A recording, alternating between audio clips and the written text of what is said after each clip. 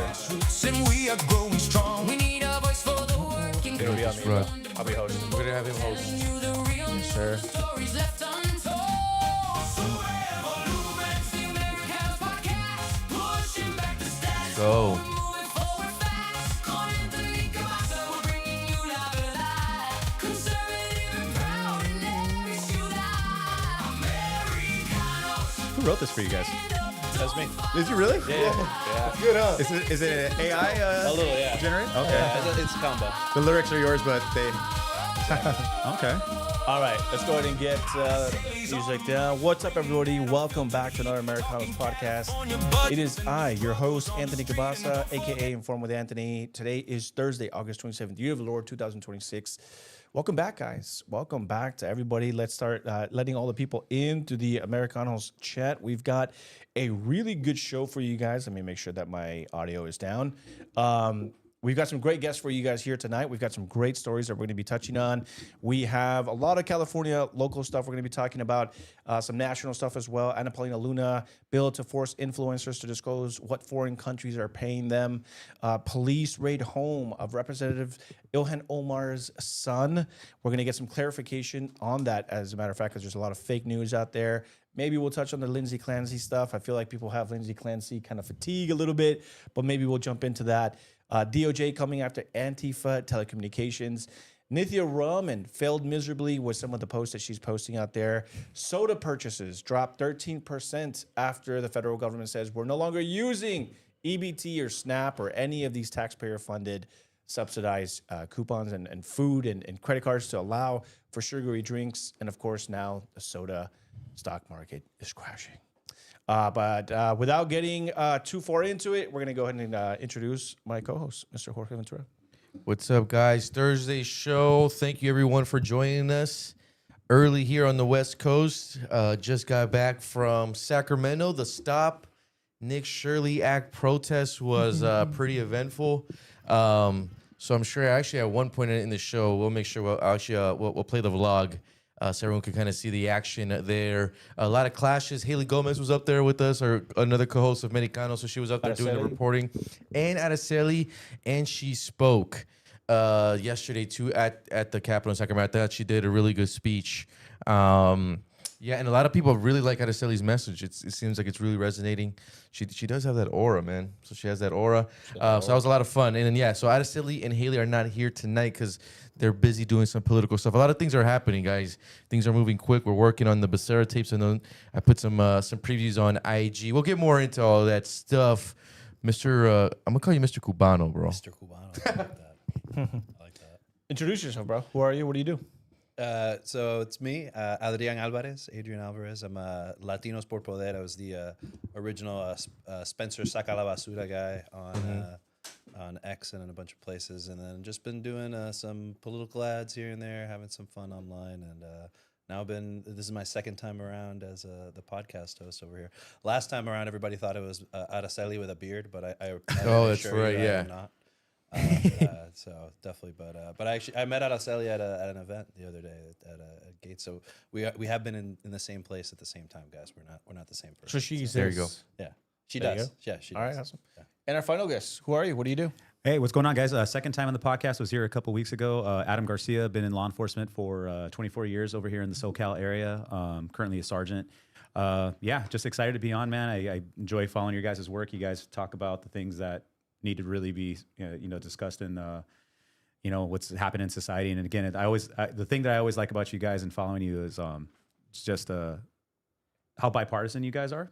You guys are very fair, and everything. So it's cool to actually come on here and have like real open discussions and just get down to the nitty gritty things, man. So, but thanks for having me though. Appreciate it. Yes, sir. Dude, glad to have you on. I missed you last time. We were just talking about that. I actually missed him last time. I was out in Texas watching my son graduate, and actually my son's here with us tonight. What's up, Hector? What's up, buddy?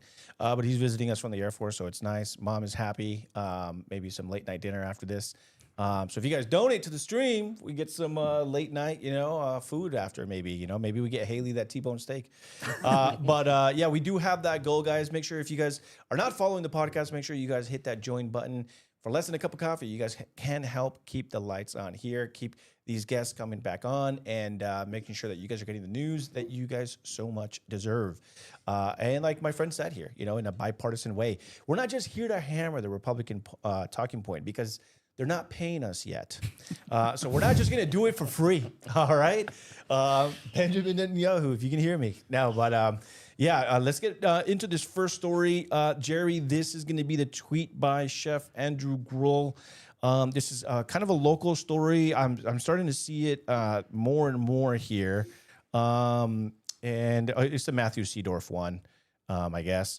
But is it? Let me see here. Let me just make sure I got the right one here for you. Yes, it is. So this is Mayor Bass with a major announcement here today, and it is pissing off a lot of the restaurant owners, which is exactly what we need. There is nothing better than pissed off, ready to vote Californians, specifically pissed off at the Democratic Party, because that's really the only way you get change. So this is Matthew Seedorf. I believe he is Fox 11. Fox 11. There we go. This is Mayor of LA, Karen Bass, today with the major announcement saying that at the mayor's direction, LAPD has stopped issuing criminal citations to street vendors and is working to dismiss citations issued, quote, in error. The development comes as both Nithya Raman and Karen Bass campaign on how the city should regulate street vendors, and this is what she had to say. The mayor stands firmly with street vendors at the direction of Mayor Bass's office. The LAPD has stopped issuing criminal citations. Since taking office, Mayor Bass has invested millions of dollars, including $500,000 this fiscal year, into the Sidewalk Vending Cart Program, a joint city and county program to help street vendors establish or grow their business. Now, in case you guys don't know, we can go ahead and take that off, Jerry.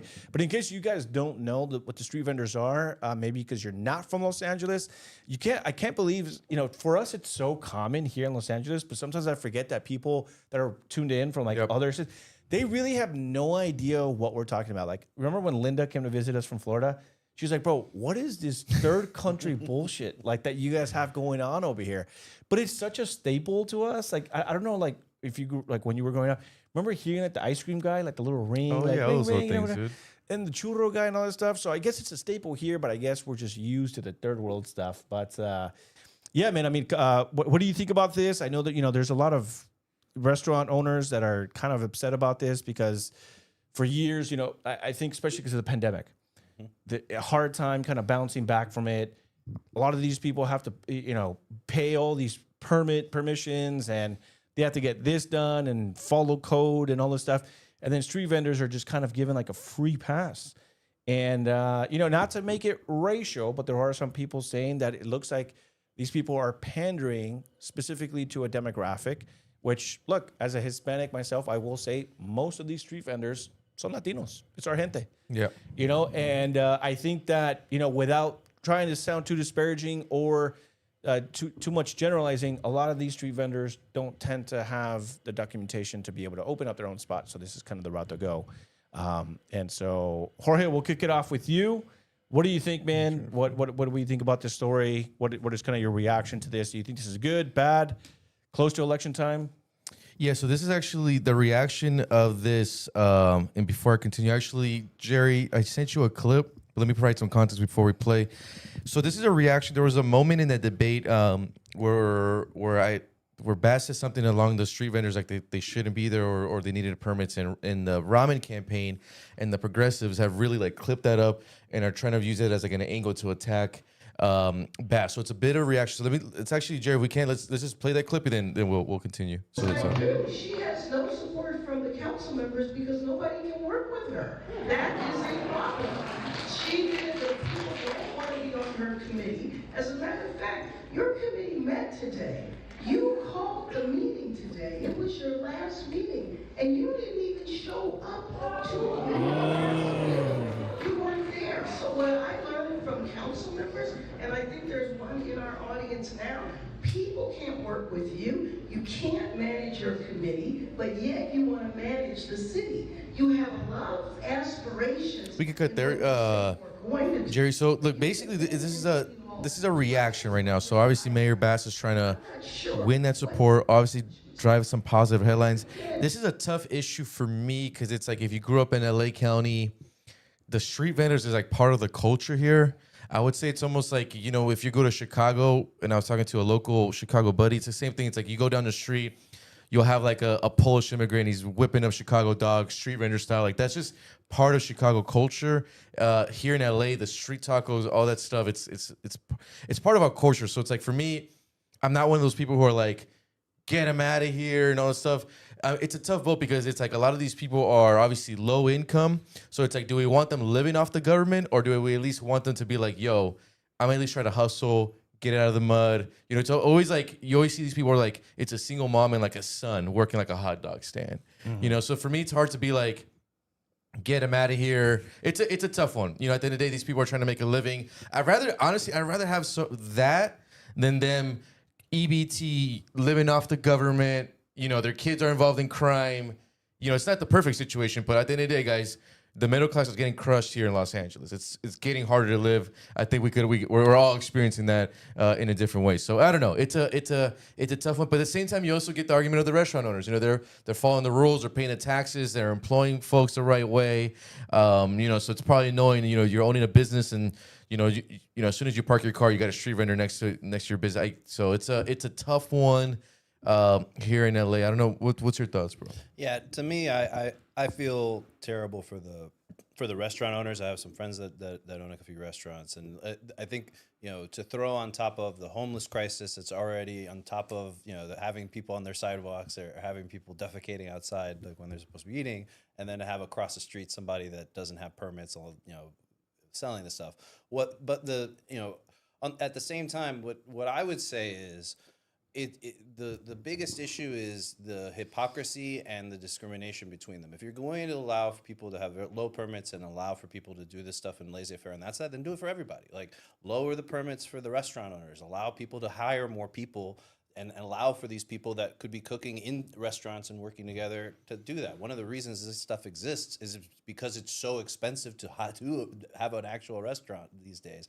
The food's already expensive because of the economy. And then on top of that, all the taxes, all the fees, all the extra stuff, the minimum wages that they've done here as well has been very, very, because anything under the minimum wage now becomes an illegal market. And then that's where you're getting a lot of these people that, you know, would have been hired by restaurants, but now the restaurants can't hire at $25 an hour. Those people could have been people that could have been working at restaurants. Now that market is created because of the higher minimum wages that were implemented recently. That's why there's such a huge portion, because there's no work for them to work, because the restaurant owners can't afford to hire, you know, 15 busboys. Now they can only hire 3 or something to that effect. So lower the regulations for the restaurants, and that will help everybody in that entire economy, including, you know, themselves, to be able to compete with these guys as well. Really quick, Jerry, play this. This is the local news clip from Matthew, then we'll get Adam's reaction. A major food fight in the LA mayoral race now heating up. Nithya, what are you going to order? Councilwoman Nithya Raman Wednesday speaking one-on-one with Fox 11 in West LA next to a taco stand. We wanted the residents of this city to know that we're not attacking street vendors. I do not think that you should have a food vendor in front of a restaurant. Just last week, Mayor Karen Bass and Raman clashed over the issue. Different people go to different places to eat. The market is segmented. Just like you shouldn't have encampments in front of restaurants or in front of schools. Tonight, Bass is making it clear the mayor supports food stands, saying that her direction, LAPD has stopped issuing criminal citations to street vendors. Adding the mayor has invested millions of dollars into the sidewalk vending cart program. Not anybody is looking out for us. Restaurant owner Nicholas Montano says they're getting burned by street vendors. Obviously, they don't pay the same types of fees and rents. He owns a Mexican restaurant in Chatsworth, sharing these photos of vendors nearby. Open flames out in the street, no refrigeration, there's nowhere to wash your hands. If you think about it, if more restaurants close, what's happening to those employees? Where are they going to go? There's bird poop out here. I don't think that came from the street vending stall. No, but does that speak to the cleanliness of street vendors that some people are worried about? I think it's a choice for people. If you are worried about eating outside on the streets, I think you should choose to eat in a restaurant. In 2024, ramen led We could cut it here.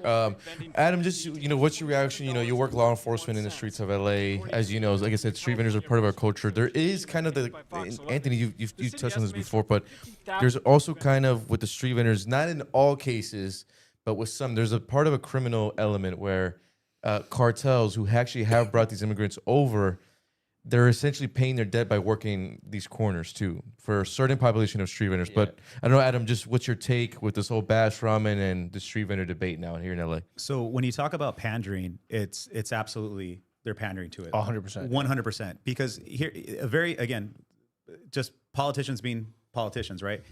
It's very easy to say, you know what, to be fair, we're not going to target their immigration status. But at the same time, though, we're going to actually make a policy that states that they cannot set up a food cart within 3 blocks of an eatery, of a restaurant. And why do they get a pass on permits? Why do they get a pass on health inspections? Why do they get a pass on all these things when people who are doing it right, the restaurant owners who are doing it right, why do they have to do that, but they don't? And again, it's just this constant pandering. I mean, again, in LA, street tacos are a big thing, that LA is really known for. And now it's kind of led to a whole bunch of other, people kind of like get into the whole food cart business and stuff like that. But why do we have to allow it to be illegal? It's very, very simple. You zone off a certain area. Why doesn't the city just actually go forward and take over maybe a certain parcel of land and say, hey, $100 a day for you to serve your food here. You make it kind of like a night market or something like that, but keep it away from the people that are actually doing it right. So now you can say, look, we have an illegal immigrant community. They're here. We're not going to be able to, they're here when we're not going to, just deport them and get rid of them. They're part of our community. Okay, fine. But we need to have some semblance of control here and regulation. So you guys can't be within 3 city blocks of a restaurant. You have to pay a licensing fee and legitimize them. And it's when those businesses, and again, you kind of talked about kind of like the underworld. We actually had a big problem with a lot of these street vendors that are getting extorted by street gangs and making a lot of money. We actually there was a big operation that took down MS-13 where we got a lot of those guys because they were actually extorting the taco vendors and the street vendors out there, and they were making thousands and thousands of dollars. So again, when you have that illegitimized market right there, you're just asking for more problems. If you ever go to the area of 11th and Vermont, right, and the significance of this is it's right in front of a police station. On both sides of the sidewalk, it has been completely overrun by street vendors. If you are in a wheelchair, you cannot get your wheelchair past. You have to go on the street. Oh, wow. Yeah, or you have to go 2 blocks over to get to either to Pico or to to Olympic Boulevard. But that whole area right there is completely blocked off. If you're in a wheelchair, you're screwed. You can't get past it. It's a clear violation of the American Disabilities Act. But who gets the rights on that one? The Americans with Disabilities or the illegal street vendors? The illegal street vendors get the rights there. And what's on the side? What's in the buildings right next to that? Restaurants.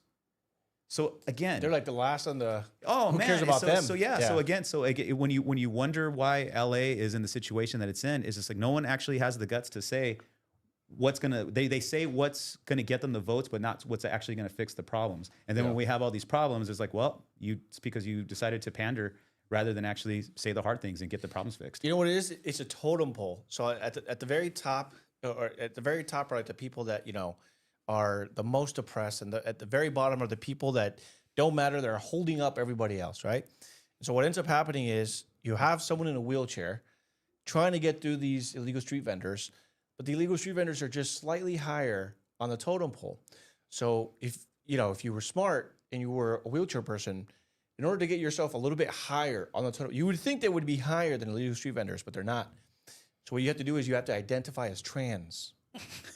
And then now it's an anti-LGBT crime. Right. So you have to say, I am being oppressed by these street vendors because I'm a transgender. They're transportation. Dude, no, seriously. And so now you're higher up on the totem pole, and now the city has to react, right? Throw in maybe a trans Muslim. Now you bring in the religious aspect, I mean, dude, trans-identified. That okay? You know what? We're gonna do that. You and I, we're gonna hire a video. Jerry, you're coming with us. What we're gonna do is we're gonna go 11th of Vermont. 11th of Vermont. 11th of Vermont. We're gonna go there. I'm gonna pretend that I identify as disabled. I don't have to pretend anymore. I actually just identify as disabled. So what I'm gonna do is I'm gonna identify as disabled. I'm gonna try to make my way through there. If they don't move out of my way, you're gonna record me. I'm like, I am a black lesbian transgender, and I cannot make my way through this. And I'm gonna sue the city. Is what I'm gonna do, and then we're gonna get rid of all these people because I'm gonna win I mean, dude, who's going to discriminate against a Latino man who identifies as a black transgender Muslim? It's just, dude, what lawyer wouldn't take my case? But you know the thing though, that is from the politician standpoint, and this is what and again, it's a Hispanic community that's participating in the street vending, but the street vendors themselves also have to understand that being kept in this area of illegitimacy hurts their presence here, in the sense that people are always going to look at them as, look at you guys aren't paying your fair share. Mm-hmm. You guys are getting all the benefits, because they're pandering to you because of your immigration status and so on. You get all the protection, you get to do whatever it is that you want, and that creates resentment towards that community. Correct. Imagine if you were to legitimize them, then the people who are saying, well, yeah, you know what, they're here illegally, but at least you know what, their taco stands on the up and up. They're paying taxes on it. They have to show receipts. They get audited. They're subject to inspections. At least they're there. But politicians need them to be a marginalized community, because then they'll always have someone to stand up for. But the last thing they want to do is actually because again, let's say we actually took care of that problem, and we gave them an area where they're no longer in front of eateries and stuff like that, well, that's a talking point that politicians lose now. Right. And so they're always going to, Nithya is always going to keep marginalized communities marginalized, because that's her talking point. Right. That's the talking point of a lot of these people that even use the word marginalized communities. And even going into if you legitimize them, it gives them kind of credibility in that market, and saying, you almost want to be to the point where you're almost paying a little bit more percentage-wise. Like, let's say restaurants pay like 20%, right? You almost want street vendors to be paying like 22, 23%. So now you have the talking point, dude, we actually get more money out of the street vendors than typical restaurants. And so you kind of want that leg up. But instead we have headlines like this, for example, Los Angeles Daily News. This is July 16th of this year. LA County distributes nearly 200 free food carts to street vendors. And so, again, to your point, now not only are we giving them a pass, now we're subsidizing. The way they make money. Imagine being a restaurant owner and you're like, dude, my deep fat fryer went to shit. And like, I've had it. I don't have money to replace it. It's 30 grand or whatever, right? Where's the city to replace my deep fat fryer? Where's the city to my oyster bar? No, or my you replace it, and then the inspector comes in and says no, or you have to wait 2 weeks for the inspector and pay for it. So now the inspector comes in and says like, hey, there's this new law that passed, and now your fees have doubled because the city of LA said this or that. But hey, free carts for a specific and to it, we're also pandering not just to a specific demographic just because they're Latino, but also voters. Oh, yeah. How convenient to specifically now you got Nithya Raman and Karen Bass saying like, oh no, I love Latinos more. Well, I wish street vendors could actually be inside of restaurants. That's where so now it's like, and now they're doing like this. So that video just triggered me the hell off, bro. Now they're at street vendors, bro. Like, ramen was today. What are you gonna get? Yeah, what are you gonna get? Like, oh man, like, I'm like, bro, there is no turmeric anywhere near this food, bro. You know what I mean? Like, you don't like this food. I mean, maybe you do. Who knows? She started to call herself ramen. Yeah, it's just the pandering, bro. And again, bro, I know I've said it all the time on the podcast, but I just hate that it works for our community, because that's all they're gonna see. All like the average person who's just working their job, whatever, they come home, they see the soundbite, and they're like, mira que linda esta, esta India. No, it works. Whatever. They do it because it works. Exactly. They do it because it works. Yeah. The thing with the regulating it is important in how it is, but at the end of the day, like it's already so easy. Like it's like $27 for the year or something, but only like 600 of them have registered, and there's like 500,000 of them. Like literally like the name. So I mean, I think it's one of those things where they're not going to do it until there's enforcement on the other side. Like you have to have a carrot and the stick. If you're going to have it that low, then if there's something on the other side that says, okay, if you don't do it, then there's penalties, there's fines, all this other stuff. The problem is the pandering. If there's no penalty for it, then you're just going to have people do it. So I think what it will take is the restaurant owners like getting pissed off and voting differently, but also maybe having some like, hey, any restaurant that has like buys a red tent and puts it out in front, like what are you going to do? And then you're going to or like have a food truck, maybe have like a tent over the food truck, and then going through that. So I don't know. It's a hard problem to solve, but I think the answer, like almost anything else that'll be in LA, is less regulation. Like cut stuff. Yeah. Stop doing and stop digging. Jerry, we actually do have a reaction here by Chef Andrew Grill. He is actually from SoCal. He is one of kind of our celebrity chefs out here. He has been advocating for restaurants and the restaurant industry, and he has been speaking out against this. So if you have that tweet, I sent it to you. It's just Chef Andrew Grill. And this is actually kind of slightly different. We'll spend maybe like another 5 minutes, quick reaction, then we'll move on to the next story here. But this is the Epoch Times. It says Californians are legally turning their home kitchens into restaurants without ever renting commercial space. The Micro Enterprise Home Kitchen, the MHKO program, lets residents offer limited dine-in, takeout, and delivery services from their own homes. Operators can sell up to 30 meals a day and 90 a week, with annual sales capped at 100,000. Participants say it has given them a path to financial sustainability while serving cultural recipes and small batch dishes that would be hard to launch otherwise. You got it, bro? No, it's not here. Yeah, it is. It's right above the. It's like one or two tweets right up. It's right on top of the Jorge Ventura one. Oh, okay.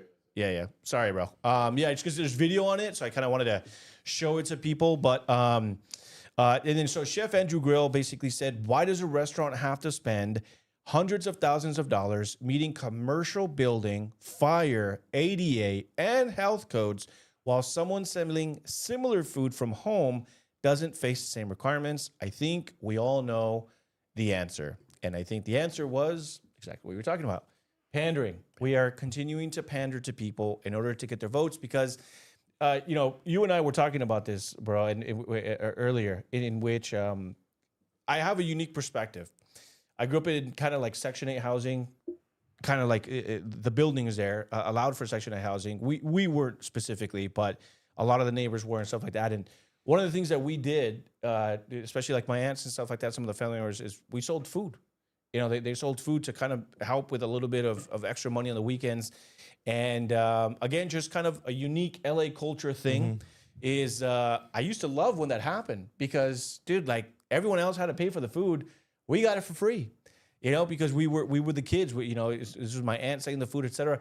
And so what would happen is on the weekend, my mom would help out, my tias would help out. They'd all start making all this food, and it would be, we would put like a piece of paper on the window, and it was a second story of the thing, and people would start lining up, and they can order. They'd be like, "Hey, these are the 5 items that we offer today. You can go to," and it would be like an all-day, all-weekend event. And we liked it because as cousins, we would just be on our Nintendo the entire time. We would just be like, dude, we can hang out. We can go outside if we want. Like, they're so busy. They're not watching us, So it was a good time in our home when they did it. And it was a little way of making money. So to me, it's kind of like, I feel like it's going to happen anyway. So I feel like it's kind of the government just trying to get their cut. Like, look, we know it's already happening. But again, there's got to be like a way to regulate it. Quick thoughts on this, bro. We're not going to take too long on it because we kind of talked a lot about it, but what are your thoughts on this? Did you have a similar experience? Did you guys sell food out of your house? No, no. But the thing is I am from Palmdale in the Antelope Valley, and right now, if you go to Palmdale and you follow like any of like the food, Instagram people, the foodies, like I don't know what it is, but right now in Palmdale there is a lot of like this type of style now. Like I'm getting pages of like married couples now selling sushi rolls like out of their garage in Palmdale. A lot of coffee people are making their own coffee out of like kitchens in Palmdale. This new lady that I might probably gonna buy this week, she's making like protein snacks out of her kid, and she's like a working mom, so she's like, hey, it's one thing that she'll post is like, hey guys, because if you guys have a second income, we could pay bills while also still being home with the kids. This is gonna happen. It's a tough debate, and I get where Chef Andrew Gru's at, but I'm telling you, like right now, I am seeing kind of like a spring of new entrepreneurship through the food, but that's a different from the street vendor debate, you know? Right. These are people from their homes, and at the end of the day, you as the consumer, you know, you have the choice. No one's forcing you to go there. You know, it's up to you to buy. I think more of this debate is even landing more on just how expensive everything in California is, that people are getting to this point. I think it's more about the middle class being crushed, but I don't have an issue if people want to sell their own kind of mini business out of their kitchen, and if they do it the right way. It seems like there's a cap, but in the same time though, I get where somewhere like Andrew's like, damn man, like we're doing it such the right way, paying all these high taxes, but I mean, just imagine you're maybe let's say it's just Starbucks, and then you're the only mom and pop brick and mortar coffee place. Mm-hmm. But because of all the regulations, all the fees, and everything, you got to jack up your cup of coffee to maybe $5.95, $6.95. Then all of a sudden, because of these new things, 3 homes, just entrepreneurs, open up their coffee shop, and because they don't have to pay any of this, they can afford to sell the large coffee for $3.95. Yep. So now all your regulars, all these people, like, bro, screw the $5.95, $6.95. Beef is expensive. From my experience, Starbucks is the brick and mortar is expensive. But the other thing too, and this is like a personal thing, so I don't know, but like in 2008 when we had the financial crash, my family was impacted by that 2008 financial crash because my dad was a trucker. Mm-hmm. So we literally lost everything, and we were like literally on the brink of going homeless. And the only way we survived is that my mom sold tamales out of the kitchen. So my mom, if it wasn't for my mom, I'm not even kidding, we would be sleeping on the street. Yeah. My dad could not find anything as a trucker, and so it's a tough. I think this is more. I guess it falls back on just how brutal it is in California, just for everyone. From someone like Chef Gruel to maybe like your regular average middle class family who's like, what's another way we can make an income? So it's a tough one. But look, if people could do it the right way, there's a certain tax. I don't mind. Like there should be a cap. Like I think the 30 meals is fine.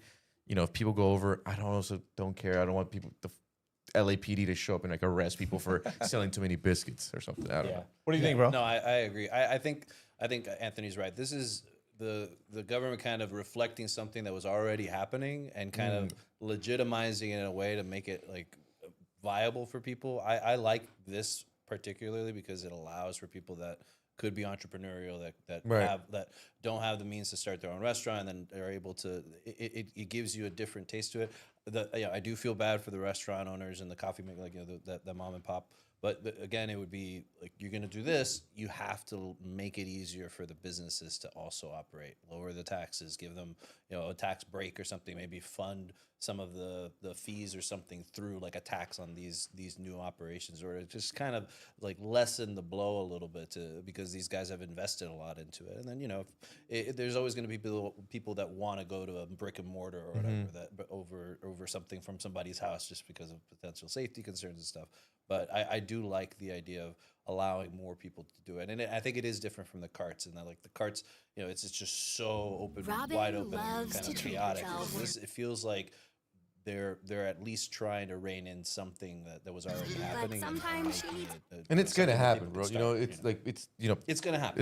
It's gonna happen anyway. You might as well regulate at least it's like a balance. You want to regulate a little bit to make it look viable, but not so much that you make it you kill the industry. I think actually before we go on, guys, if I can, it is 8:33. I just want to read some of the super chats we're getting. Just want to say thank you everyone that's watching. 8:33 here, local time in Cali. Thank you. We got Pennywitz saying street vending is a breakdown of law and order. The empathy towards these people will only serve to further degrade society. If we're gonna keep being a great country, we can't condone this quote economy. Ivan the Elite saying, hey guys, thank you for joining TV Studios. Now Latinos like ramen noodles. Give me a second. Tyler Wolf. Give me 1 second. It's got to make sense, guys. Somebody said the Rams are leading 10-7. So we got a sports update. Yeah, GNet 8907 said, how many of them are cartel though? Tyler Wood 42, how many cases of flock hammers being abused when there have been in his neck of the woods. Did we No, talk so about these are all questions for you. Oh, We'll okay, save. okay. We'll save. I Yeah. mean, if you wanna just kind of off the cut, how many cases of flock cameras being abused have there been in your neck of the woods? Have you heard of it? None that I'm aware of. Okay. The second question: why do I always get a ticket when I am nice and cheerful when I get pulled over, and my father-in-law can talk his way out of getting a speeding ticket every time? Because you probably got pulled over by CHP. Oh, that's a good And one. the last one: are all cops trigger happy when it comes to dogs? Are police unions as corrupt as teacher unions? And how realistic is the rookie? Okay. A lot to unpack there. Why are cops trigger happy when it comes to shooting dogs? I've actually had to shoot a dog. Oh, really? Yeah. And before he was, so. They're gonna come after you, dog. Yeah, right. But keep in mind, he was mauling the shit out of his owner beforehand. And it was actually, but yeah, it was a pit bull. It was really, it was a terrible, dude, terrible situation for me, man. But dog cornered me. I had no choice. And it was just, we tried to hit it with bean bags. We tried to hit it with a 40 millimeter. We tried to do everything we possibly could to get the dog off the owner. And then when we tried to rescue the owner and pull him to safety, the dog resurfaced and Holy smokes. cornered me. And I did what I had to do, unfortunately, man. There's a lot of controversy with the pit bull stuff, right?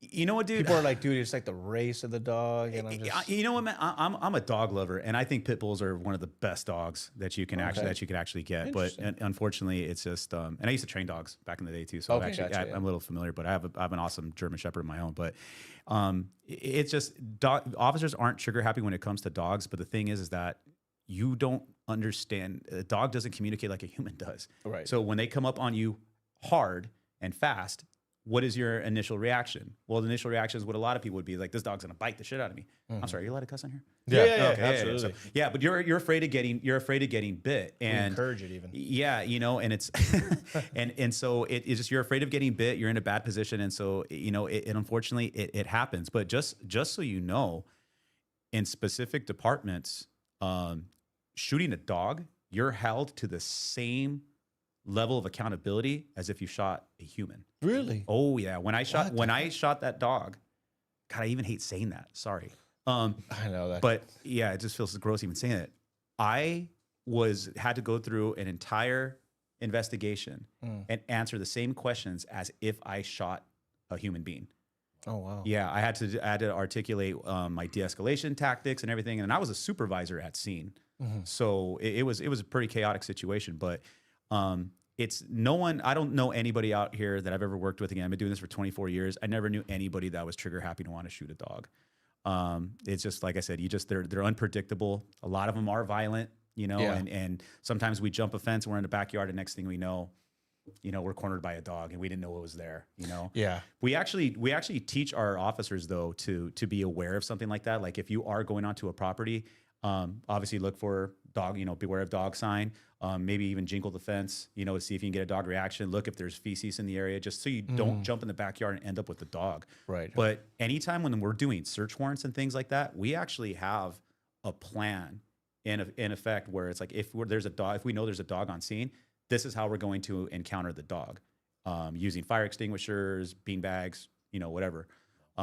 So to answer that question, no, we're not trigger happy. It's an unfortunate part of our job. I think that they were bringing up, I'm sure you probably remember the case. There was a black woman that lived, I think it was second, third apartment floor. This New York Knicks one, the dog in the New York Yes, Knicks. the New York Knicks one. Yes, I remember. Okay. So people were talking about like the race, well, the breed of the dog. It was a the golden breed. doodle. Yeah, that like, dude, they never hurt anybody.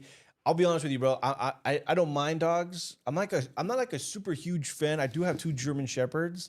And to me, it's just like, dude, I'm so busy. It's like they require so, you know how it is. Like the high energy, they require so much. But I would never, I don't hate dogs either. But I don't know enough about the breeds. And people are like, bro, if you knew what kind of dog it was, but I don't know, bro. You know what I mean? And if I was a law enforcement, I'm just putting myself like, okay, with my experience, I'm a law enforcement officer. I'd tell the woman, I maybe you disagree. I thought it was a good shot because dude, you're telling the woman, please keep your dog inside. And then you're yelling at the cops. Then you go inside. Then you come back out, and now the dog's like rushing you. Whatever. I mean, dude, people are just like, this officer needs to be incarcerated. Blah blah blah.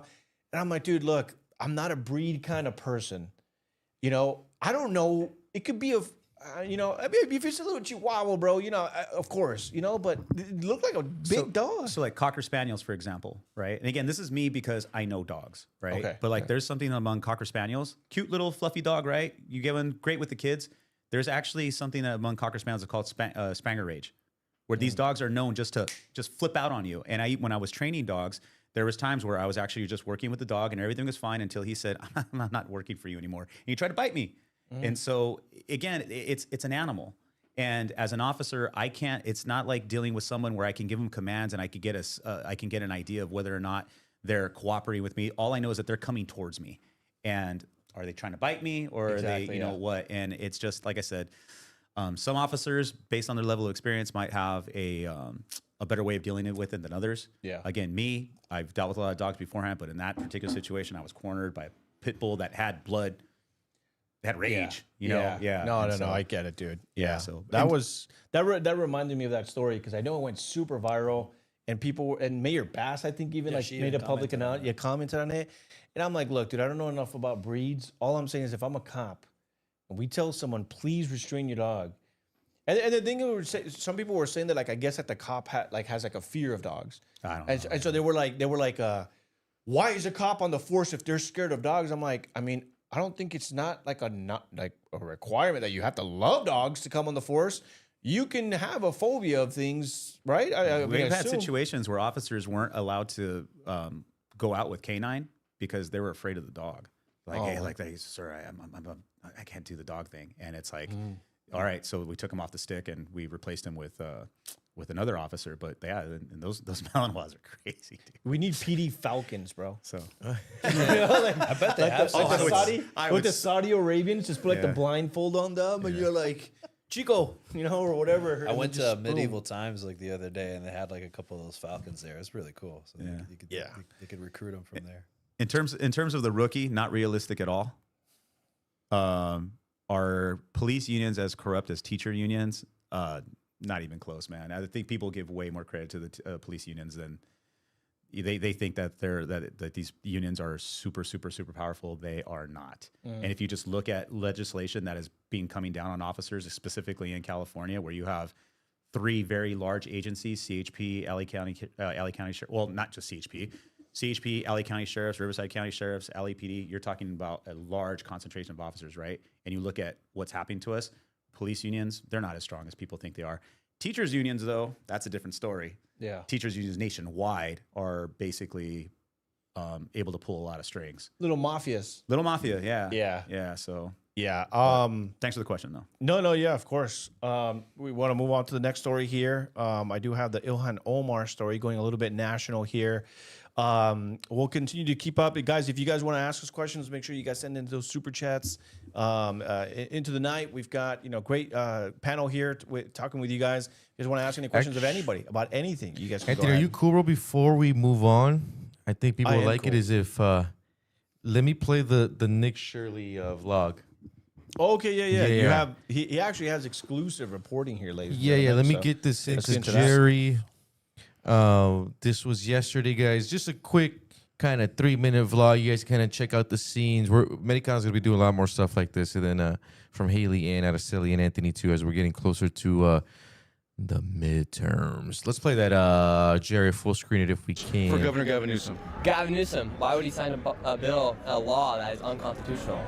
Name is Jorge Ventura. I'm an independent reporter. I'm in Sacramento for the Stop Nick Shirley Act protest. Behind me, we have counter protests. On the other side, we have supporters. Let's go.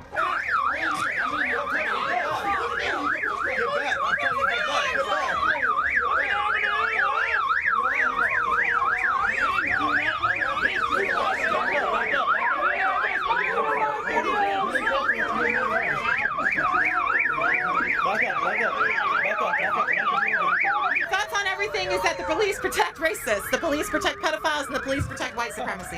That's my thoughts. Nick Shirley is spreading a false narrative. He is riling people up. He is targeting people of color, and he is a very dangerous person, and he's a 24-year-old kid.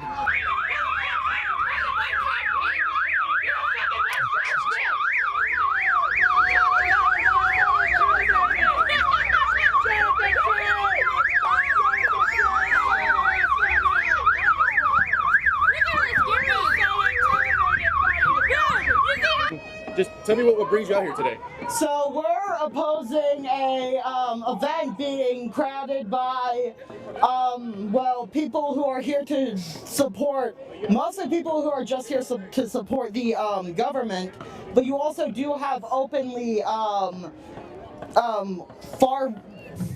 further than far right at this point, but like neo-fascist orgs like Patriot Front working within there. We've gotten news for that for sure. I felt someone push me. I'm 70 years old. I'm still standing. Can I help you up? Please, I was just.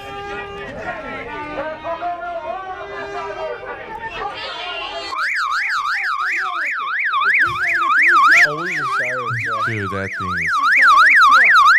See, that's why I support the boy. Because hearing this in my ear from these psychos for 6+ years, bro, I'm just like, oh, flashbang them all. Flashbang them all. That is crazy. No violence. We could. Yeah, you know. That was the scenes there. Good old Sacramento. That was fun. Rowdy was joined by Haley Gomez, who was also putting out a report. Several arrests were made. People got tear gas. So. A little action. It's always a good day when the communists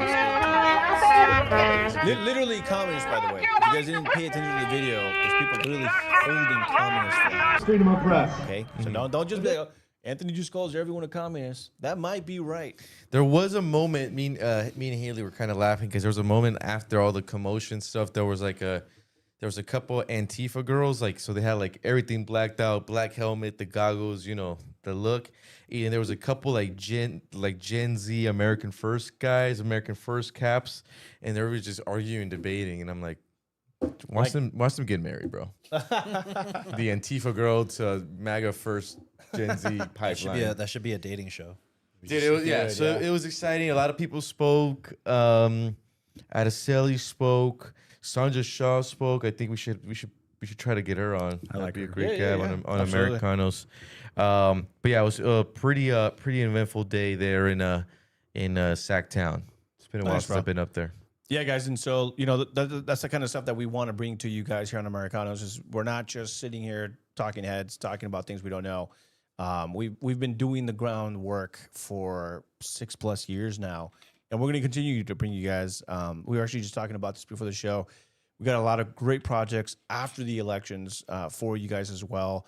And it's all done with your support. Again, if you guys are not paid subscribers, TBW, some of the other people don't have that green in their name. That means they're not paid subscribers. But if you guys continue to donate in the super chats and become members, we can continue to bring you guys this exclusive footage for you guys, reporting all things California nationwide. And then, of course, we've got an election coverage night coming up. And how many days now? 60 days, something like that, dude. It's gonna be a great show, man. Yeah, it's gonna be really good. But thank you, Jorge, for that. I'm sure you had flashbacks of the good days. Yeah, I think I'm trying to remember my other times in Sacramento because it's been only a few, but I think maybe the last time that I was up there was back in 2021 when all the truckers went up there for the COVID shutdowns. So it's been a while. It's been a while for me. Yeah. All right, we're going to go into this national story here. Mr. Jerry, we do have that over on the Telegram. It should be the very last article here. You got it? All right, cool. Thank you so much. This is Fox News. Social media erupts after cops reportedly raid a home of Ilhan Omar's son. Quote, not a good look. So I saw a lot of misinformation out there. A lot of people saying that this has everything to do implicating Ilhan Omar's son. There's also been some reports that ICE or DHS is looking and investigating Ilhan Omar. Obviously, there is that alleged case that she committed kind of some fraud there in trying to enter the country and perhaps allegedly marrying her brother. I guess Somalians are a little bit like Latinos. I don't know. But little controversy there, but that's been long said, but I guess there's actually an investigation going on with that. And so the fact that the Omars are on the news, obviously no bueno for them, but this is social media is in a frenzy over a report that police raided the home of Representative Ilhan Omar's son over allegations against his roommate. So this actually has everything to do with the roommate that's living with Ilhan Omar's son. Minneapolis police raided the home of Adnan Hirsi, earlier this week and confiscated guns and ammunition before arresting his roommate. Abdul Rahman Abdi, Alpha News reported, Hirsi Omar's son has not been implicated in any wrongdoing, nor was the Congresswoman implicated in the incident. So again, I did see some talking heads, even some conservatives, for those clicks and those views and that monetization, saying that this had everything to do. And they even like posted pictures of Ilhan Omar's son, kind of inferring that it had everything to do with him. So we're just trying to clarify here for you guys, it had nothing to do with the son or Ilhan Omar. Pero hay un dicho, the Latinos say, dime con quién andas y te diré quién eres. Basically saying, bro, if this is the company that you keep, what does that say about you? It says the report mentions that the suspect shares an apartment with the progressive lawmaker's son and was enough to make her right-wing critics on social media erupt. Quote, nothing to see here. Move along. Steve Ferguson, a small business owner with nearly 300,000 followers on X, posted right-wing activist. Oh, he's an activist now. Benny Johnson wrote, quote, not a good look for Ilhan Omar.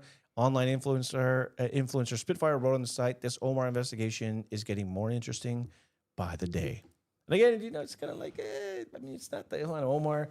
I think that there could be some wrongdoing there. I think the thing that we're all kind of waiting for is how her campaign might be directly or indirectly tied to all those Somalian daycares. Because remember, there was like that slush fund that was being used, all that good stuff. But Jorge, I don't know if you had time to kind of look over that story. What do you think about this story? Do you think that the walls are closing in on Ilhan Omar? No. I don't think we'll probably get a major development. We'll see if there's a tie with the Somali fraud, the whole marriage thing. I think that stuff would have already broken in this case. So I don't know, I don't know. I just think it's a good headline story. We'll see if there's like an actual update for the investigation on the fraud. I don't know. What do you think, man? It feels like clickbait to me. Yeah. 100% clickbait. Yeah, I think so. It's just she's like the new Pelosi. Like anything you put with Omar on it is gonna get clicks from people on the right side of like, oh, let's see what happens to her. So I think that's what this is. Obviously they're gonna point out any hypocrisy or anything in there as much as possible. But yeah, I think it's just a method. I think you brought up a really good point. I think that if they had anything on her, they would have used it, right? Because I think she's a congresswoman. It's every 2 years, so she's obviously running for re-election. And so I kind of feel like a lot of that, of like so many people, it's like they kind of infer that like, hey, we're going to start investigating or soon or lock her up or whatever. Yeah, it's almost like Trump on the other side. They're always like, if they had something on the dude, they would have used it by now. If they had something that would have gotten her out, like, maybe they're waiting till October, but like, why? Well, that's what they call it, right? The October surprise. Right. There's always that October surprise, but I don't even know who's the Republican running against Ilhan Omar. Like the guy's not even, or whoever's running against Ilhan Omar is not doing a good job because nobody knows who's running. And so I just don't think it's a contentious race like that where they can kind of bring in the surprises and then eventually just get her out of there. But who knows? I don't know how long these investigations take. What do you think, bro? It's probably a waste of money to even run against her in that district. Yeah, they probably just look at it. It's probably just like a lost cause. But one of the things that I wish that they would do is like when you talk about clickbait and stuff like that. I don't like making noise about it leading up to. Just have the investigation completely done and then let the news break. Because other than that, it makes it what's the other side gonna do? They're going to just basically sell it, oh, you're attacking your political enemies, you're attacking political enemies, as opposed to, hey, boom, we did our investigation, now we have an arrest. Obviously, sometimes you have to serve search warrants in order to get some of that additional information that you're looking for to actually get a case. But a lot of times I just, you got to ask yourself, is the prosecution worth the squeeze, or the way we're doing this investigation, are we doing it right? Is it going to look like clickbait? Is it going to look like we're going after political enemies? Let's go ahead and put a solid case together. And then boom, it's like, no, they're being arrested today, not being investigated. Because what happens? How long has she been investigated? When did Nick Shirley break that story that she was possibly part of? It was December, bro. December, right? And December. It was right before the new year. So 6 months it later, normalizes. Yeah, and then people are just like, oh, okay. Exactly. So 6 months later, we got nothing. So it looks like who cried wolf. Yeah, exactly. So. Yeah, man, I agree with that. I think a lot of it's just kind of sensationalism. People grab like these headlines and it's like, oh, things are not looking good for Ilhan Omar. And they actually say that. They're like, the walls are closing in. And it's like, No, if you read the article, there's literally like nothing there, you know, and so it's like, I'm just, and it sucks as, you know, I'm sure you probably get it. People send it to you and they're like, oh, did you see that they're coming after? Oh, and I'm just like, all right, well, hold on, give me a second. I'm not going to report on it just yet. Give me a second. Let me see what's going on here. And then I'm like, oh, this is It's for people with ODS. Like, look what the Democrats did. When they came at Trump, they actually arrested him. They put a case together. We already knew that they were going to do that, and even though the case was trash, but they still put a booking photo with all that trash that they were talking. It actually led to something. Whereas, you know, conservatives on the other hand are just again talking, clickbait, and nothing happens. And it kind of, I think, just kind of discredits the, you know, the whole case around her in general. So. Yeah, and it actually, I feel like it also like helps them because then they're able to just campaign on like, I'm always a target. They hate me because I'm Somalian, because I'm Muslim, because I'm a woman of color, et cetera, et cetera. Yeah, it makes them a victim like they want to be. Yeah. And that's what they're good at too, bro. Like they're really good at just like, I'm the victim. And it's like, well, dude, no, not necessarily, but also, I'm kind of on the side of like, dude, can we stop? Like you said, like just get the investigation going and let's wait till like, hey, we actually moved in. We did this. Because I remember like doing the Biden administration. What is it? When they moved in on like Roger Stone, remember? Like you didn't know that there was even anything happening with Roger Stone to the day that the FBI showed up and like kicked down his door. That's how you do it. You know what I mean? And I think the same thing happened with like Rudy Giuliani. I think he made like one announcement. He's like, I think they're coming after me. And the next announcement was like, they came after him, you know? And so like, I think that's where Republicans can maybe take a page from like the Democrats. It's like, dude, don't just talk about it, man. You got to be about it. Well, that's why Newsom got out in front of it. He went and did those press conferences saying I'm being investigated by Trump's DOJ and everything like that. And just like he's already looking at the victim benefit. But he tried to flex on it. And he's like, bring it. And it's like, okay, relax, dude. You're like stop. But as much as I dislike that guy, man, he's politically savvy. And Newsom? Yeah. For sure. Yeah, he's politically savvy, but he like a cockroach. Oh yeah, for sure. But he definitely knew, like, you know what? I'm gonna get out there and I'm gonna show that I'm the patriot that's being, I'm the real patriot here, and I'm just being targeted by this corrupt communist administration, this fascist administration, and it sells to his base, man. They eat it up. They love that stuff, bro. Up. Oh, I can't stand that guy. Like, that's what I'm saying. Like, dude, there's so many times where there's so much wrong in California, and it's like there's only one party to really blame here, and somehow Gavin Newsom just like, bro, just give me a mic, I got this, and he's like, Donald Trump, and his base is like, like, it's Donald Trump, we hate him, and it's just like, how did you turn this? How did you spin this? And then people are really just eating it up, bro. I mean, not shocked, I guess, in the slightest, but you're right, man. He's really good behind the mic. He's able to. He did get in front of that story. If you guys, for context, there was like this DOJ report in which they were kind of investigating Gavin Newsom. They were talking to like his neighbors. They were showing up in front of the home, stuff like that. And apparently it had to do something with like an investigation, but it ended up being kind of really a nothing burger because nothing's really been. I think more than anything, they're going after his wife's. They were looking into his wife's nonprofit. Right. Yeah, and they were saying that he basically making state deals with her nonprofit. I think that's where it was going. But again, just do your investigation and let it and crack the bottle when it's time to drink.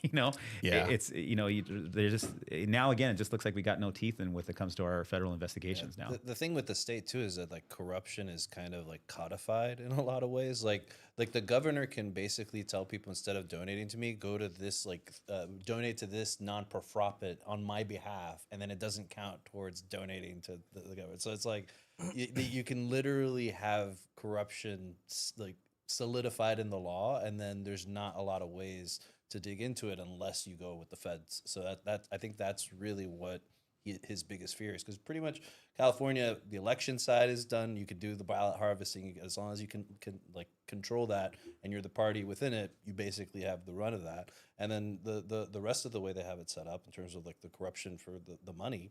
It's difficult. Now this Nick Shirley thing to stop people from investigating it and quiet down people that with the threat of some sort of fine if you actually post anything that could be offensive. That is like what's so crazy to me is that like instead of and James O'Keefe does a really good thing about this is that like where he posts all this evidence and he's like, dude, instead of like he just did this big expose in Alaska. I don't know if you've seen it with James O'Keefe or if you follow him, but he's this investigative reporter. He goes undercover all the time, and basically Republican Senator Lisa Murkowski out of Alaska has been against the Save America Act. Because she says that it would make it harder for Alaskans to be able to vote because you've got like these places called Unalaska where they would have to like travel to the mainland, and it's like you would have to like buy airfare and get a hotel and this is that. So James O'Keefe was like, well, let's go see if it's all true. Let's go see.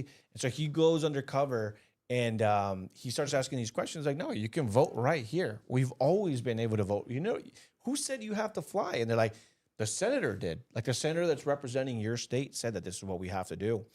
And he just exposes this. Now they're suing him. So Senator Murkowski is suing James O'Keefe, and they're like saying, we're going to investigate you. This is wrong what you did. They were trying to accuse him of I don't know if it's suing or if it's like filing a lawsuit. It might be filing a lawsuit because they're saying that he impersonated her brother in order to vote, but he actually never technically did it.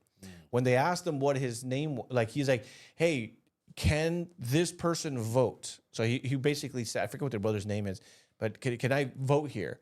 And like, oh, are you this person? And he's like, no, this person, can they vote here? So he reworded it where he never actually admitted that he was that person, but he was able to vote. He was able to get his ballot, everything. And so he's like, dude, we have major problems with our voting system. And now they're coming after him legally. And what James O'Keefe was saying, the point that I was getting to was, he says, dude, instead of rewarding this type of investigative journalism and saying, dude, thank you for exposing this, we have California Democrats and even other people, both parties, unfortunately, kind of trying to criminalize it and saying, why have you, they're trying to punish you for doing it. And instead, it kind of sucks, man, because as investigative journalists, it's like, outside of just raising awareness to these problems, what real change is coming out of it, And so I'm sure James O'Keefe probably bangs his head against the wall all the time, like saying like, bro, we just cracked like all these cases and no one's doing anything about it. But I don't know. I don't know what's going to happen there. We have the super chat. I don't know if you want to. Actually, before we get to the super chat, Jerry, let's play. I'm going to send it right now. Let's actually just play like 2 or 3 minutes of the James O'Keefe report. Yeah, this was really good.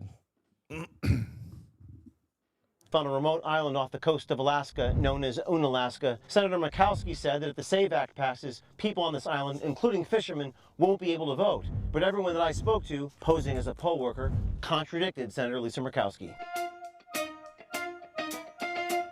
What we're talking about right now is just the registration to vote. So you're in Unalaska, the flight to Anchorage, because this is where you're going to have to go. You're going to have to go into Anchorage. Let's say you were trained to process voter registrations. We can do that here. Oh, you do? Yes. You do voter registrations here? That's so convenient. You can just do it at the library. Yeah. You don't have to go to Anchorage. Huh. Everyone we spoke to here said they're able to register to vote here. They're able to prove citizenship by going to the library. Because we're just interested in voting tomorrow.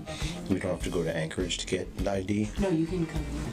I don't have to go to Anchorage? No, I'm here. Yeah. Oh, that's awesome. You prove you're able to prove citizenship, right? Yeah.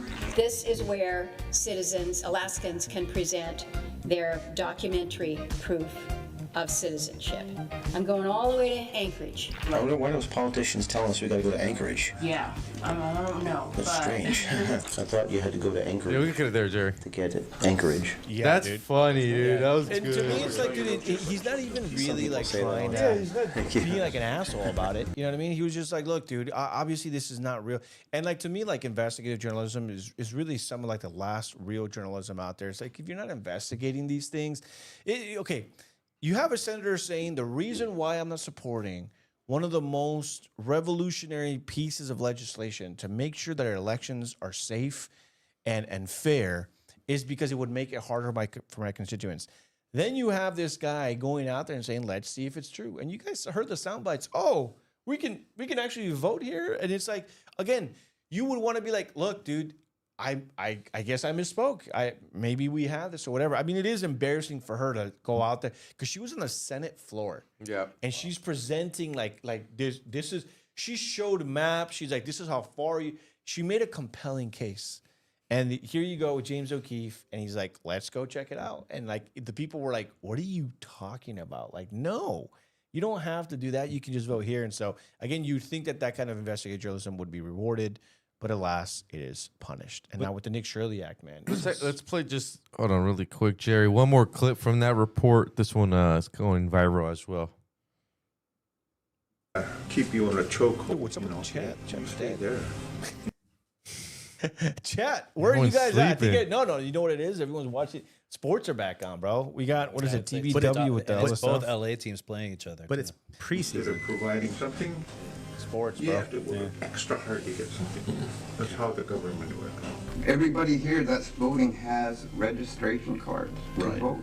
So even if the Save America Act passed, it wouldn't really impact Savunga. I don't think it really impact anybody.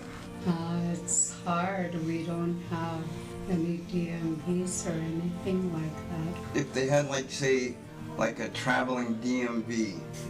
That's a great You idea. know? He goes, just bring the DMV here so you guys don't have to fly to Anchorage and spend $800. Hey, when are we gonna get one here? So you think Lisa Murkowski should bring the DMV here? Yes.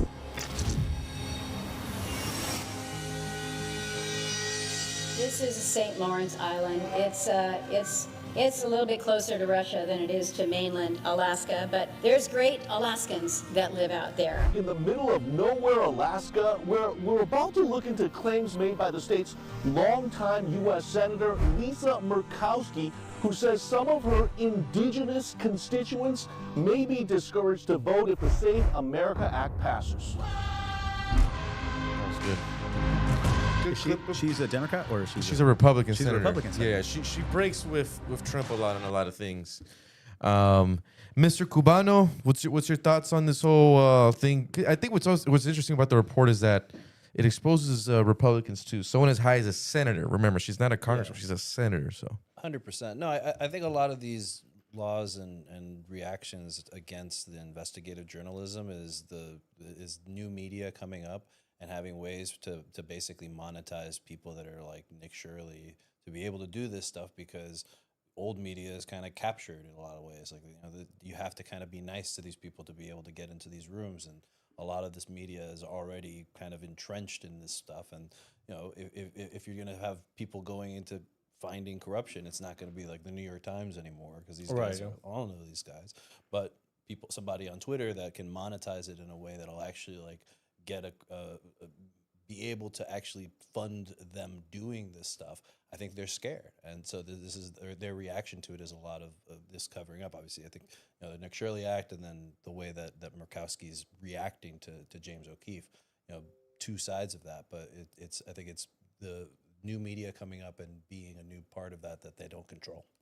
before we swing it to you, bro, the super chat is responding to you. We got Christina Becerra saying, "I'm fighting to stay awake." Nicole Cruxy 8620, "I'm here." Red Bear says, "I'm also donating. I am here. I'm holding back, letting Latino conservatives talk." TB Studios, Anthony, stop being a homosexual. Let me inform people with sports, because it's never going to be once the season starts. Imagine watching preseason sports, bro. Like, I'm a sports guy, bro, and I do not watch a second of preseason. Like, bro, you've got to be a whole different level of gay. Do they gamble on the preseason games? Like, they bet on everything. I think you do preseason bets. That's not like the Holy WNBA shit, got bro. big. You know? People were like just gamble. It's like, oh, it's like, another way to gamble. We do have Susie Baca 4706 with a $9.99 super chat saying, "Anthony, thank your son for his service. My 7-year-old is always in awe when he sees any military person walk by in uniform." And then she also had another $10. Yeah, Says, and "Those siren horns need to be illegal. Why is Antifa allowed to use those?" Great show, by the way. Actually, maybe a question for you. We see a lot of sound disordinance with a lot of the Antifa, with the sirens. They're always putting it up in people's ears. Are you guys allowed to act on that, or is it just considered one of those nothing's going to happen? There's a couple issues with that. So when you're doing crowd control, there's a couple things that you're trying to accomplish. One of them is that when you have two parties that are like, so you have Antifa and you have, let's say, conservative groups, right? certain agencies don't understand this. Some of them do. You want to keep them separated because that's where you get that's why they're doing the sirens, because they're putting it in your guys' face and you're putting it in your ears to try to get a reaction, right? So you keep the two parties separated from each other. That tactic's probably going to go away because the only people that are going to irritate is themselves, right? But they earmuff up and all that kind of stuff. But they're still going to do that nonsense. The other part is why we can't enforce anything is this, because in the middle of crowd control, if you take an officer off your line to go deal with a sound ordinance, you've now weakened your line. And that's an officer that you don't have that you're going to need when you need to actually move the crowd and do something with it. So at that point, it's just, there's probably is a noise ordinance violation on that, probably a decibel one that is somewhere in the books. Every city's different too. Some cities have those different sound ordinances, but at the same time though, it's like, we don't have the resources to start picking people apart to do things like that. And they know that as well. And that's why what happens if we're out there? I'm trying to do my news story, right? Or I'm trying to do this guy's up in my ear. Am I allowed to go up to the police line and tell like one of the police officers, I'd have to file a complaint. This faggot's in my ear with this freaking siren. Faggot with a PH, by the way. Okay, so it's legal. This guy's in my ear. Can I technically like? So honestly, now I'm coming to you. You know, so you don't have to be taking out the line. Variety. Yeah, man. Honestly, like at that point right there, I hate to ever say the word. I'm not going to say the word helpless. It's just not something that we can enforce at that time. I mean, you're out there, and I understand what you're trying to do, but this is why we say we try to keep the parties separate from each other so we don't have that confrontation to begin with. But I understand what you guys are trying to do is you guys are trying to expose the behavior on the other side as well. So it's kind of a thing where it's like, I mean, we go and we take that guy off the line with a bullhorn. There's someone else that's just going to replace him. And it's just, but. Okay, how about this? Legally, can I just grab your baton from you? No, you cannot. I'm going to stop you right there, and the answer is no. And beat the shit out of the guy. Yeah, the answer is no right there. Can I grab your handcuffs? No. And make a citizen's arrest? you. Yeah. Oh, dude, they can try. Yeah. Dude, it's crazy. But you brought up an interesting point. I did have a question for you. I remember when UCLA, I don't know if you remember when they had the little encampments, the pro-Palestine encampments. Oh, yeah. And I know that I don't think that's your guys' department. I think UCLA has its own police. CHP actually was doing that one. CHP, I remember, eventually responded. Yes. But I remember that UCLA put out statements that they're not working with LAPD or whatever. Correct. Like, we're not going to call them or whatever, which I thought was really stupid. But one of the things I remember, and maybe it's CHP specific, I don't know, but I remember that when they finally came in and they were really tearing everything down, when they really came in, because I think they came out once and then they left or something like that. But when they finally began bringing it down, the CHP officers continued to tell me, dude, if you as a journalist, I don't care if you're credentialed or not, if you don't get behind the police line, you're going to end up getting arrested with the rest of them. And my thing is I had a team of journalists and myself that had made ourselves covertly into the encampment. But as journalists, I think that it's important to cover both sides. And ironically, that night, that ended up being extremely useful because one of the videos that went very viral from the outside. So you had the journalists that were kind of zooming in. And what ended up happening was it looked like a CHP officer had like a shotgun and it ended up being like a beanbag, but it looked like he just kind of unleashed and he was just shooting like at random. And so the headline was like, CHP just shot like 5 people with a shotgun. Went very, very viral, whatever. I happened to be on the other end of that. And what ended up happening was the officer responding was because someone on this side grabbed a bucket full of liquid and they tossed it to the officers. They don't know if it's gasoline. They don't know what it is. And so when that happened and they saw him reaching for another one, the officer caught that guy and shotgun beanbagged him. And so I remember when that video started going very viral, I'm like, dude, I think I have the other side of that. And so I just remember I don't want to extend the story too long, but I just feel like, dude, that's the importance of like risking getting arrested as a journalist. Because had I not had that video, because what I ended up doing was somebody posted it, I subtweeted them, and I'm like, here's why that happened. And people that just want the truth were like, oh, that's why that happened. Because people were just sensationalized with the headline, CHP officer shot 5 people with a shotgun. People are like, holy crap, like, did someone die? You know, this is not. I'm like, well, A, it was a beanbag gun, you know, for crowd control. And this is why it happened, you know? And then when people saw that, they're like, dude, we're so grateful that, like, you were there. And I just thought to myself, I'm like, dude, had I listened to CHP and got out, I don't know if I would have had that. And I'm not saying that CHP officer probably would have been arrested or put in jail. I'm sure they have body cams that probably would have shown that anyway.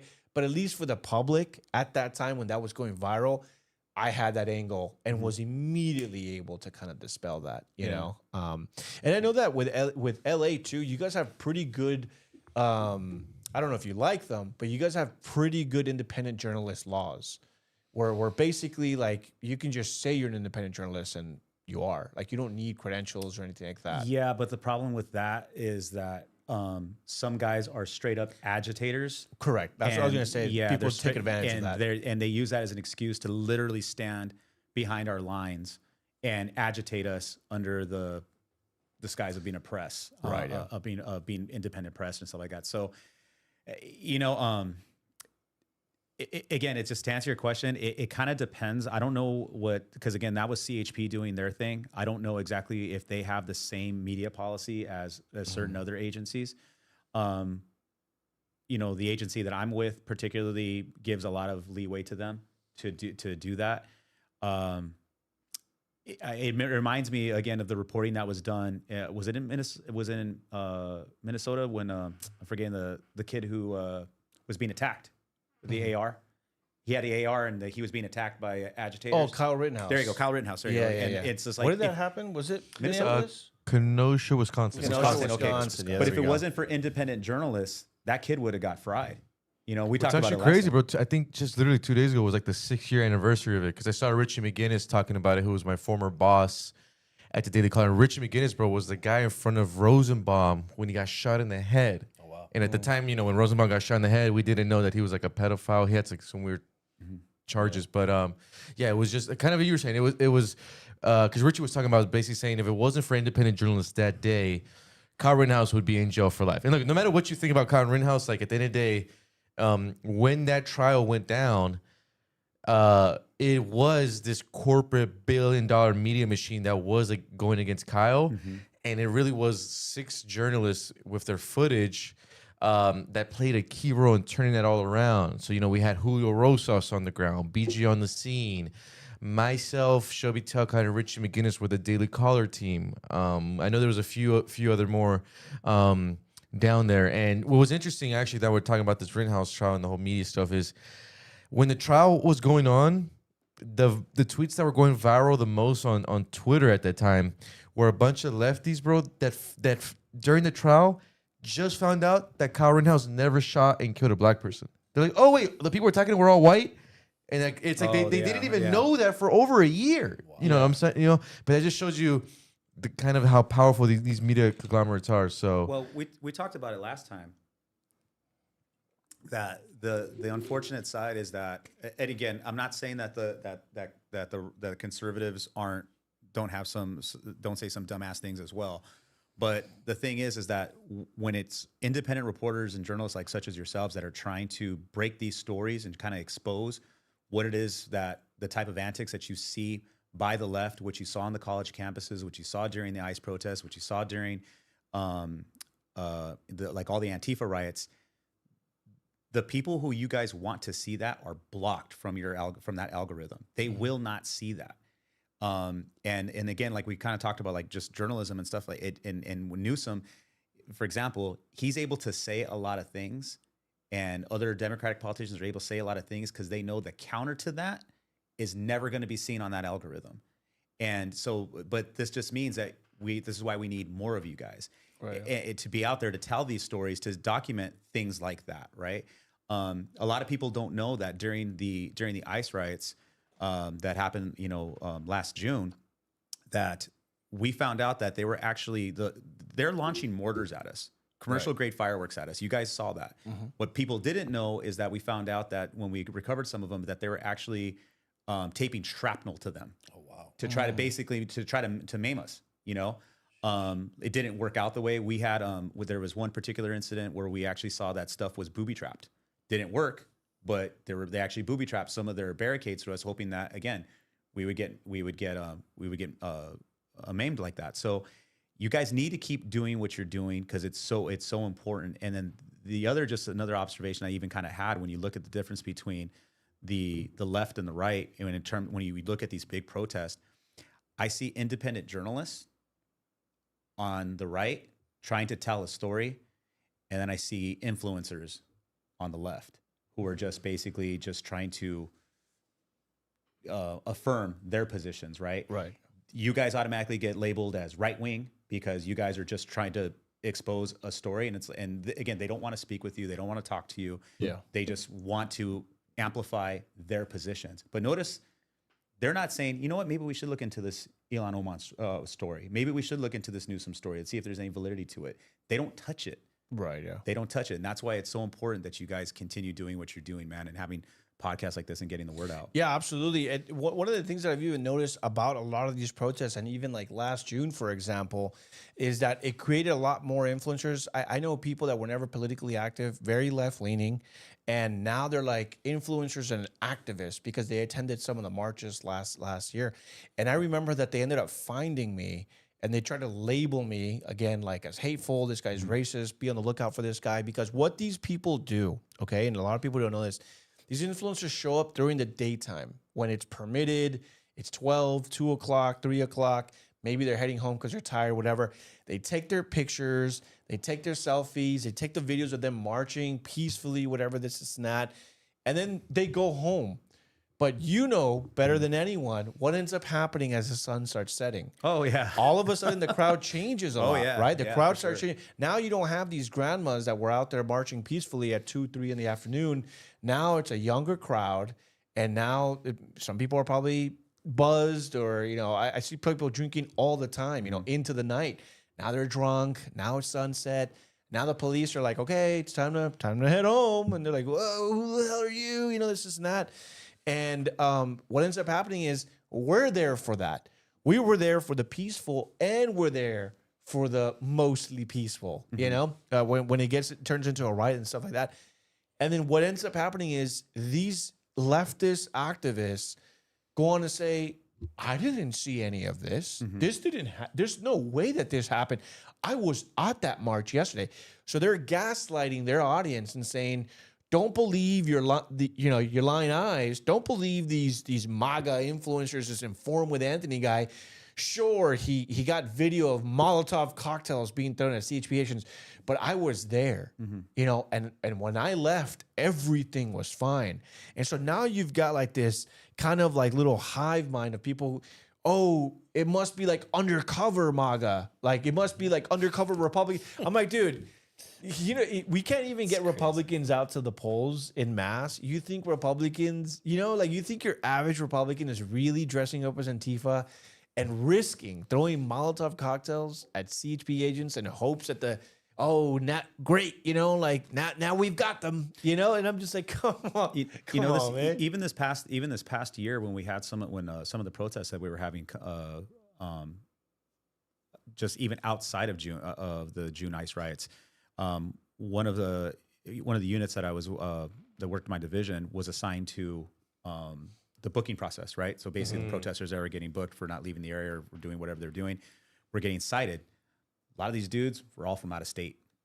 And people don't believe that they're being bussed in. They are absolutely being bussed in. Oh, They are for sure. 100% being bussed in. I've recorded them coming out of the buses. Yeah, and there was one particular one. I remember this was actually during George Floyd. So I've been at all of them since 2016, since the one was the Michael Brown, that's when all started, the Ferguson riots, right? Right. So I've been there for Ferguson, I've been there for George Floyd, I've been there for ICE. But after ICE in 2020 in Georgia, there was Antifa decided just impromptu. There was no protest schedule or anything. Antifa just showed up about maybe 50 deep. Just started running amok through the city and started breaking windows, smashing things. A war wagon shows up, right? And it was something interesting because they were all blacked out like they usually are, but they were all wearing tack vest. And all of a sudden, the war wagon shows up, or what we call it, and our airship saying, "Hey guys, they're pulling coolers off the van, off these trucks. And what they were doing was they all ran to them and they started loading up frozen ice bottles. And they were just stacking them in their vest, and they were tossing them at us, right? So they had something violent. And then you have, and that it was so plain as day. No media was on the ground at that time because, you know, it was an impromptu kind of thing. But at the same time, you had President Joe Biden saying Antifa isn't real, they're just an idea. Right. Yeah. The fuck they were, dude. I've been face to face with those guys many times. You guys have probably actually had more violent encounters with them one-on-one than I did. But oh my God, they're Bro, real. I just got attacked in January. Oh yeah. It was like Anthony flew out, and then the next day, which was like our last day, it happened. And then same thing, Antifa and all that stuff. Hey, Joe Biden, your fake ideas are attacking me. And you remember in that Yeah. video that when I was shooting in Minneapolis, they had like the makeshift roadblocks, bro. They were like stopping vehicles and asking for ID. They were trying to attack our Uber guy Ali. They thought this guy was like ICE, and the guy's like Somalian. Yeah, and that I'm was, like, bro. and you know what? That was one of the That our things, man, Somalian that Uber driver was a nice I was guy. really, really hoping that was going to happen with this administration. As I was really hoping that they were going to label ICE a terrorist organization. Or not ICE. Not Antifa. that. Antifa. yeah, and there's probably a lot of people that are like, Might be the next one. Right, not ICE. Antifa. That's gonna get clipped up everywhere, bro. Yeah. California police officer. Oh, someone's gonna clip that right there, right? No, but I was really hoping that this administration was really gonna look at Antifa and just say, you know what, these guys are a terrorist organization, domestic terrorist organization, because they fit the criteria every single way. I'm pretty sure Trump did. I think Trump did label them as something. So, I don't know if it's exactly domestic terrorism. I don't know, Jerry. Could we just go on Google and put like I got Antifa it. Trump executive order or some shit? I got it. But it's also good. I just want the audience to see the headlines. A lot of these Antifa people from my experience in Portland, man, at the end of the day, bro, they're like It's 110 pounds each. Are they White- crazy or are they just paid? No, they're crazy. They're crazy. They're like- crazy? They I actually think believe it's in a the mixture of both, They but they're crazy, bro. 100%. Like the thing is, like here in California, you know, we complain about like the liberals, bro. We should be happy that we have these people here. Okay. Go to Portland, and it's not like, oh, I'm a liberal, like I like to smoke pot, or I like, you know, Democratic politics. My parents voted Obama. It's on that like left wing anarchy, burn the system down. Like the current Democrats are too right wing, if anything, you know, and they have that mentality. They dox agents aggressive. Like they don't have a lot of the people that I've met. You do not have to be paid to hate ICE, and they are 100% like. Yeah, here's a good. I mean, because they probably don't talk to you guys. But did you ever? I've gone undercover and acted like an NPC sometimes. But have you ever looked at? Because most of them are young, 20s. No, white. They're young. They're very young. My common thing, and like I don't, you know, not to be all like psychology and stuff, but from my experience in 2020 to now, the most common route is a young individual. They don't believe in religion, and they're completely lost, and the only thing that gives them purpose is this fake political thing. It's fairly fake activism is the only thing that gives them their purpose, calling. And those individuals need, a lot of these individuals come from a broken home, so they probably don't have like a strong mom and dad foundation. So they get their family and their calling from their community. They get it from these other individuals who are on the same kind of the structural path. So that's I've always got that, because I've done a good job of going undercover and doing these interviews, and I've never met anyone who's like, oh yeah, I'm in Antifa, but you know right now I'm going to Harvard, I'm majoring in whatever. But there's something there, and I think, you know, for a population of people, they steer away in this. And I guess for another population of people, they steer away into drugs, destruction, and crime. This is still crime, but it's just they get a sense of purpose. 2020 was the height of it, because the people that I was meeting were coming from all over the country, but they were getting checks from the federal government. So these people were like traveling rioters, and most of them were coming actually from California, because if you remember, the federal government was giving a fat check, and I think every week Newsom was giving you $600 every Monday. The unemployment so I was meeting people who are rioting that like I would see them in Seattle, you know, and then if there was a riot in Atlanta, they'd be as far as Atlanta. If there was a riot in Kenosha for Rittenhouse, some of those same folks were on the ground in Kenosha. But But I know. I mean, what do you think, Anthony? Because I think there's like a deeper psychological angle to this. I think a lot of it is religion. Like, not I'm not the most religious guy, but there's a sense of like these people don't have a thing. They don't have a god. So then like this revolution and overthrowing the government becomes your god. Yeah, it's basically communism 101, bro. Yeah, that's what it basically began. That's the best way to say it. Yeah, it's just these people don't believe in God, and as a matter of fact, I'm not gonna disclose who the person is, but I actually, when I show up to those, because I don't know if a lot of people know this, I'm sure you're probably aware, they're still writing out front of the ICE like almost every single day, like the ICE center out there. There's like a group. It's not a big group. I don't think they're like super. They have like, there's some nights they still face off with the federal agents there, but they have like websites and pages like this is how you can get whatever. I remember one time, and I actually just told this story on my Telegram. I went there, and this little Antifa chick or Antifa person ran up to me like, "Hi, MAGA media, we know who you are." And then they listed my name, they listed where I live, they listed all this stuff, and they're like, "We know exactly who you are. We follow you. This and that. Like, we just wanted to put you on notice. We know exactly who you are, and you better be reporting the facts, or we're gonna come after you." Blah blah blah. And I was just like, dude. Okay, whatever. Just do your own thing. Usually, if they get really hectic, I honestly just leave, bro. Because I'm just like, dude, it's not worth like my life. You know what I mean? For like, it's sometimes like usually when it's local PD, I'm able to talk to them, and they'll kind of be like, "Hey, you got to leave this guy alone, or we will arrest you." Whatever. But with the federal agents, because they're secluded to that little center right there, they won't come out and like defend me or whatever. Whatever. So usually when it's like with ICE and stuff, I usually just kind of back out or whatever. But it usually gets so hectic anyway that they kind of forget about me anyway.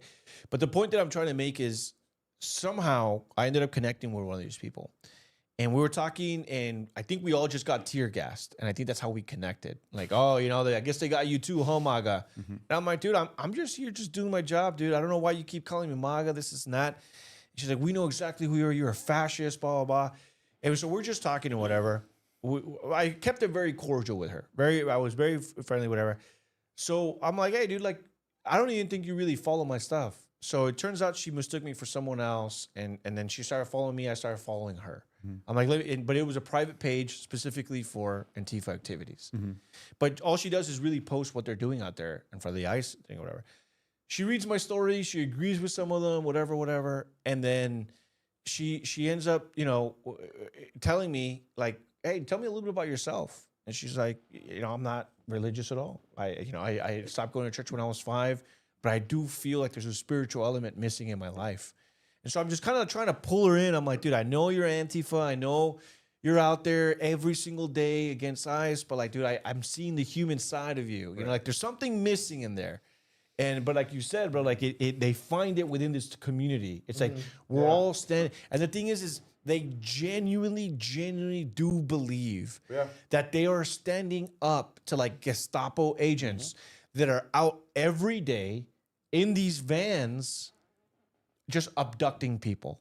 Just, oh, you're brown? Grab them. They genuinely believe that. And the thing is I don't know who keeps repeating those orders to them. Don't forget that this is who you're fighting for. This is what you're fighting for. But they genuinely believe that, bro. They genuinely believe that they live in Nazi Germany, that Donald Trump is Hitler, that law enforcement, ICE agents are the Nazis, and that it is their duty to go out there every single day to fight. And I'm just like, dude, like, I know they're not getting paid. Dude, at the end of the day, and I was joking with Haley when we were in Sacramento, but like a lot of these Antifa, the men, they just need a girlfriend, bro. They just like, it's honestly like that would solve it all. Like, I'm not even kidding. Like they just or maybe they meet the girlful there. That's and probably so now what it they're is. double motivated. Right. Like I gotta show my girl. They need a girlfriend, bro. They need to get laid. It'll be good for the ecosystem. Right. If I was president, I might have mandated girlfriends to these guys, bro, to save the country. Interesting though, but I know, assign one torta to one Caucasian Portland white lib under my direction. Torta Antifa. Yeah, exactly. Bro, you get one torta from South Central, she could turn them over back, bro. But you brought up an interesting point though, like them having an absence. I'm sure you guys have all probably seen the movie American History X. Yes. Yeah. All right. So, but interesting thing about what did that guy Cameron do? He went ahead and he sought out young, angry people who were from broken families, fatherless, right? I read a book called Radical, right? And I won't say the guy's name because it's just too hard to pronounce. But basically, the book Radical is about his journey out of radical Islam, right? Okay. And then if you look at all of these individuals, they all have a common thing: a breakdown of the family, nobody to look up to, absence of either religion or a radical ideology in the complete opposite direction.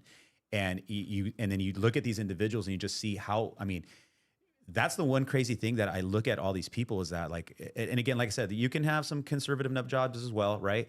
But the one thing that I see on the left is it just seems to be this real, just almost to the point, man, where it's just a breakdown of complete logic.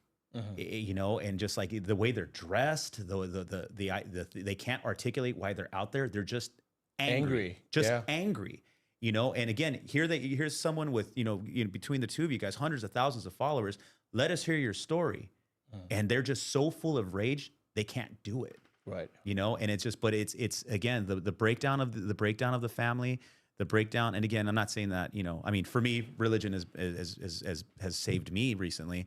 But at the same time, though, like for a lot of other people, man, they're just lost. Yeah, they're just lost, and it's you know. Yeah, you know, when you're lost like that, that's why, like in their framework and the mindset, you know, Trump is the perfect character in their movie. You know, because in their mindset, you finally have the frame of good versus evil. We're on the side of good. I remember when me and Anthony were in Minneapolis in January. Like the white people there really do believe, and they'll say like, hey, we're setting up for our Somalian brothers and sisters. You know, so it's like when you have that, it's like they finally have that sense of purpose, and obviously. Doesn't help that like the media also paints them as, oh no, you guys are on the good side. Like you guys actually, you know, you are the good characters in this Trump 2.0 movie, and anyone else is the fascist, the Nazi, and all the bud words. Let me read some of the super chats here. Thank everyone watching. 9:36 here, local time. We got Run with Kurt said, dude, please abduct me from my bills. TV Studio says, with God, anything is possible. We got Nicole LaCrux. No, but with feminism, eco rights, eco lefts, it's college course material. I took an abolitionist feminist class for my English degree. Actually, this is TV Studios. I did want to see this controversy because I keep seeing it everywhere now. It says, have you guys seen the video of a Callaway golf company as an ad that shows a guy pushing a woman over a new driver? Everyone is hating on them. The good golf channel. Maybe we'll put that up in like with 10 minutes left because I do want to see that. Nicole LaCrux also saying Anthony also caught the right angle to show that a car actually did not hit a protester. Oh yeah, that actually happened out there with I think it was like the Los Angeles department where they pulled up. They were trying to clear out like right in front of where the ICE detention center is right there. And what ended up happening was a squad car just kind of rushed in. They were telling the people to move out, but of course the knuckleheads don't listen. And so they just kind of pushed their way out. This guy just kind of like totally faked it. And it was one of those other stories too, kind of going back to like the UCLA stuff. I stayed there and I recorded it. This guy, different angle, and even going back to like the fake journalists and these activists, there's what is it called, the LA Taco? I think that's what they're called, right? Like independent LA Taco. I've seen some of their stuff. They're very leftist. Very leftist. They put out this headline saying that LAPD just ran over. They just went into the crowd and they ran this guy over. And so I saw the headline being picked up. It was being retweeted, all that stuff. And what do? I come back with my video, and I'm like, dude, I was literally right in front of the car. Here's the angle. You decide. And from my video angle, you can clearly see that the guy like leaned in to like hit his knee intentionally into the car as they were driving past them. And then he kind of like swirled around. And I was just like, yeah, okay, dude, you did not get ran over. But what was funny is that he played the part. He pretended to pass out. They had to carry him into the back of the vehicle. Oh, wow. You know, they're like, he's like a soccer player. Yeah, yeah. Exactly. I was like, yeah, dude. And I was but then what was funny is like an hour later, I think they literally like drove him 2 or 3 blocks. And like, hey, dude, you're good, right? Like, yeah, bro, just take me back. Because literally like an hour later, he's right back up there yelling at the police again. And I'm like, aren't you the guy that just got like ran over like an hour ago? But dude, it's crazy because you got all this independent. Now we got to worry about independent media because now we got the LA Taco out there, and these guys are running these stories, but they never correct the story. You know, they just run with these headlines, and so I'm like, dude, now the independent media is fake news. Like, what the heck is going on? That's how it's gonna be, man. Dude, it's competition of ideas. Yeah, dude, it's crazy. But I did want to pull this up real quick. We were talking about Antifa as a terrorist organization. So President Trump in September of 2025, he did designate Antifa as a domestic terrorist organization. And ironically enough, one of the stories for tonight, maybe our last story for tonight, and then we'll kind of go off the cuff here for the last 20 minutes and we'll read a lot of the super chats. So if you guys have any questions for any of us, make sure you guys drop a question in the super chat because we won't be back till Tuesday. Si nos presta vida Dios, like my mom says. But Antifa is a terrorist threat. Antifa is a militarist, anarchist enterprise that explicitly calls for the overthrow of the U.S. government, law enforcement authorities, and our system of law. Basically, this big page on how he ended up designating him a terrorist organization because of the aforementioned pattern of political violence designed to suppress lawful political activity and obstruct of the rule of the law. I hereby designate Antifa as a domestic terrorist organization. And that was over on the Telegram, bro. I had sent that. It was the White House. And then the one that I do need pulled up is the very latest one.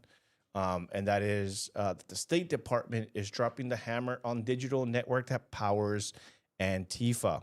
And this is actually an exclusive by the Daily Wire. And so this will really make you happy, brother.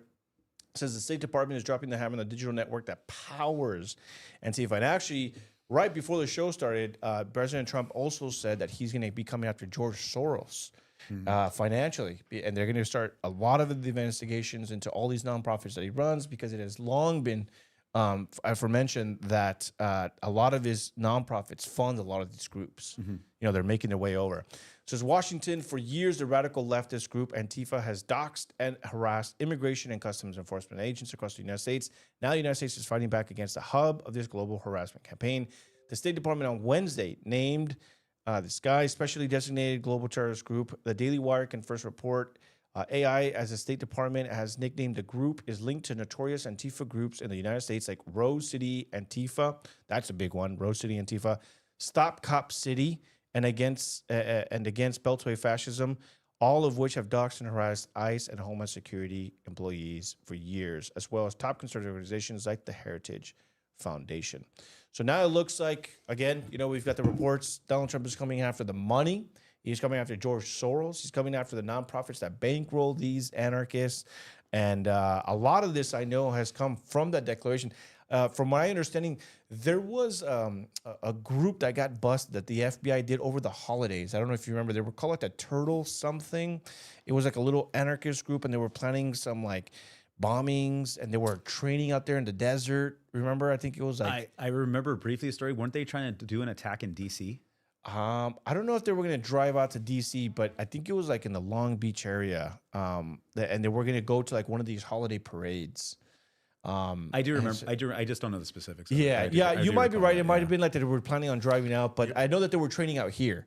And I just remember that FBI Director Kash Patel was saying that it was because of the directive of President Trump labeling it as Antifa that they were able to now, because they're labeled as terrorists, there's now more surveillance of them. Now they can come after them financially. Now they're looked at as a terrorist group. So now all the laws that didn't apply before, that now the law enforcement can take this action because they're labeled as a domestic terrorist group.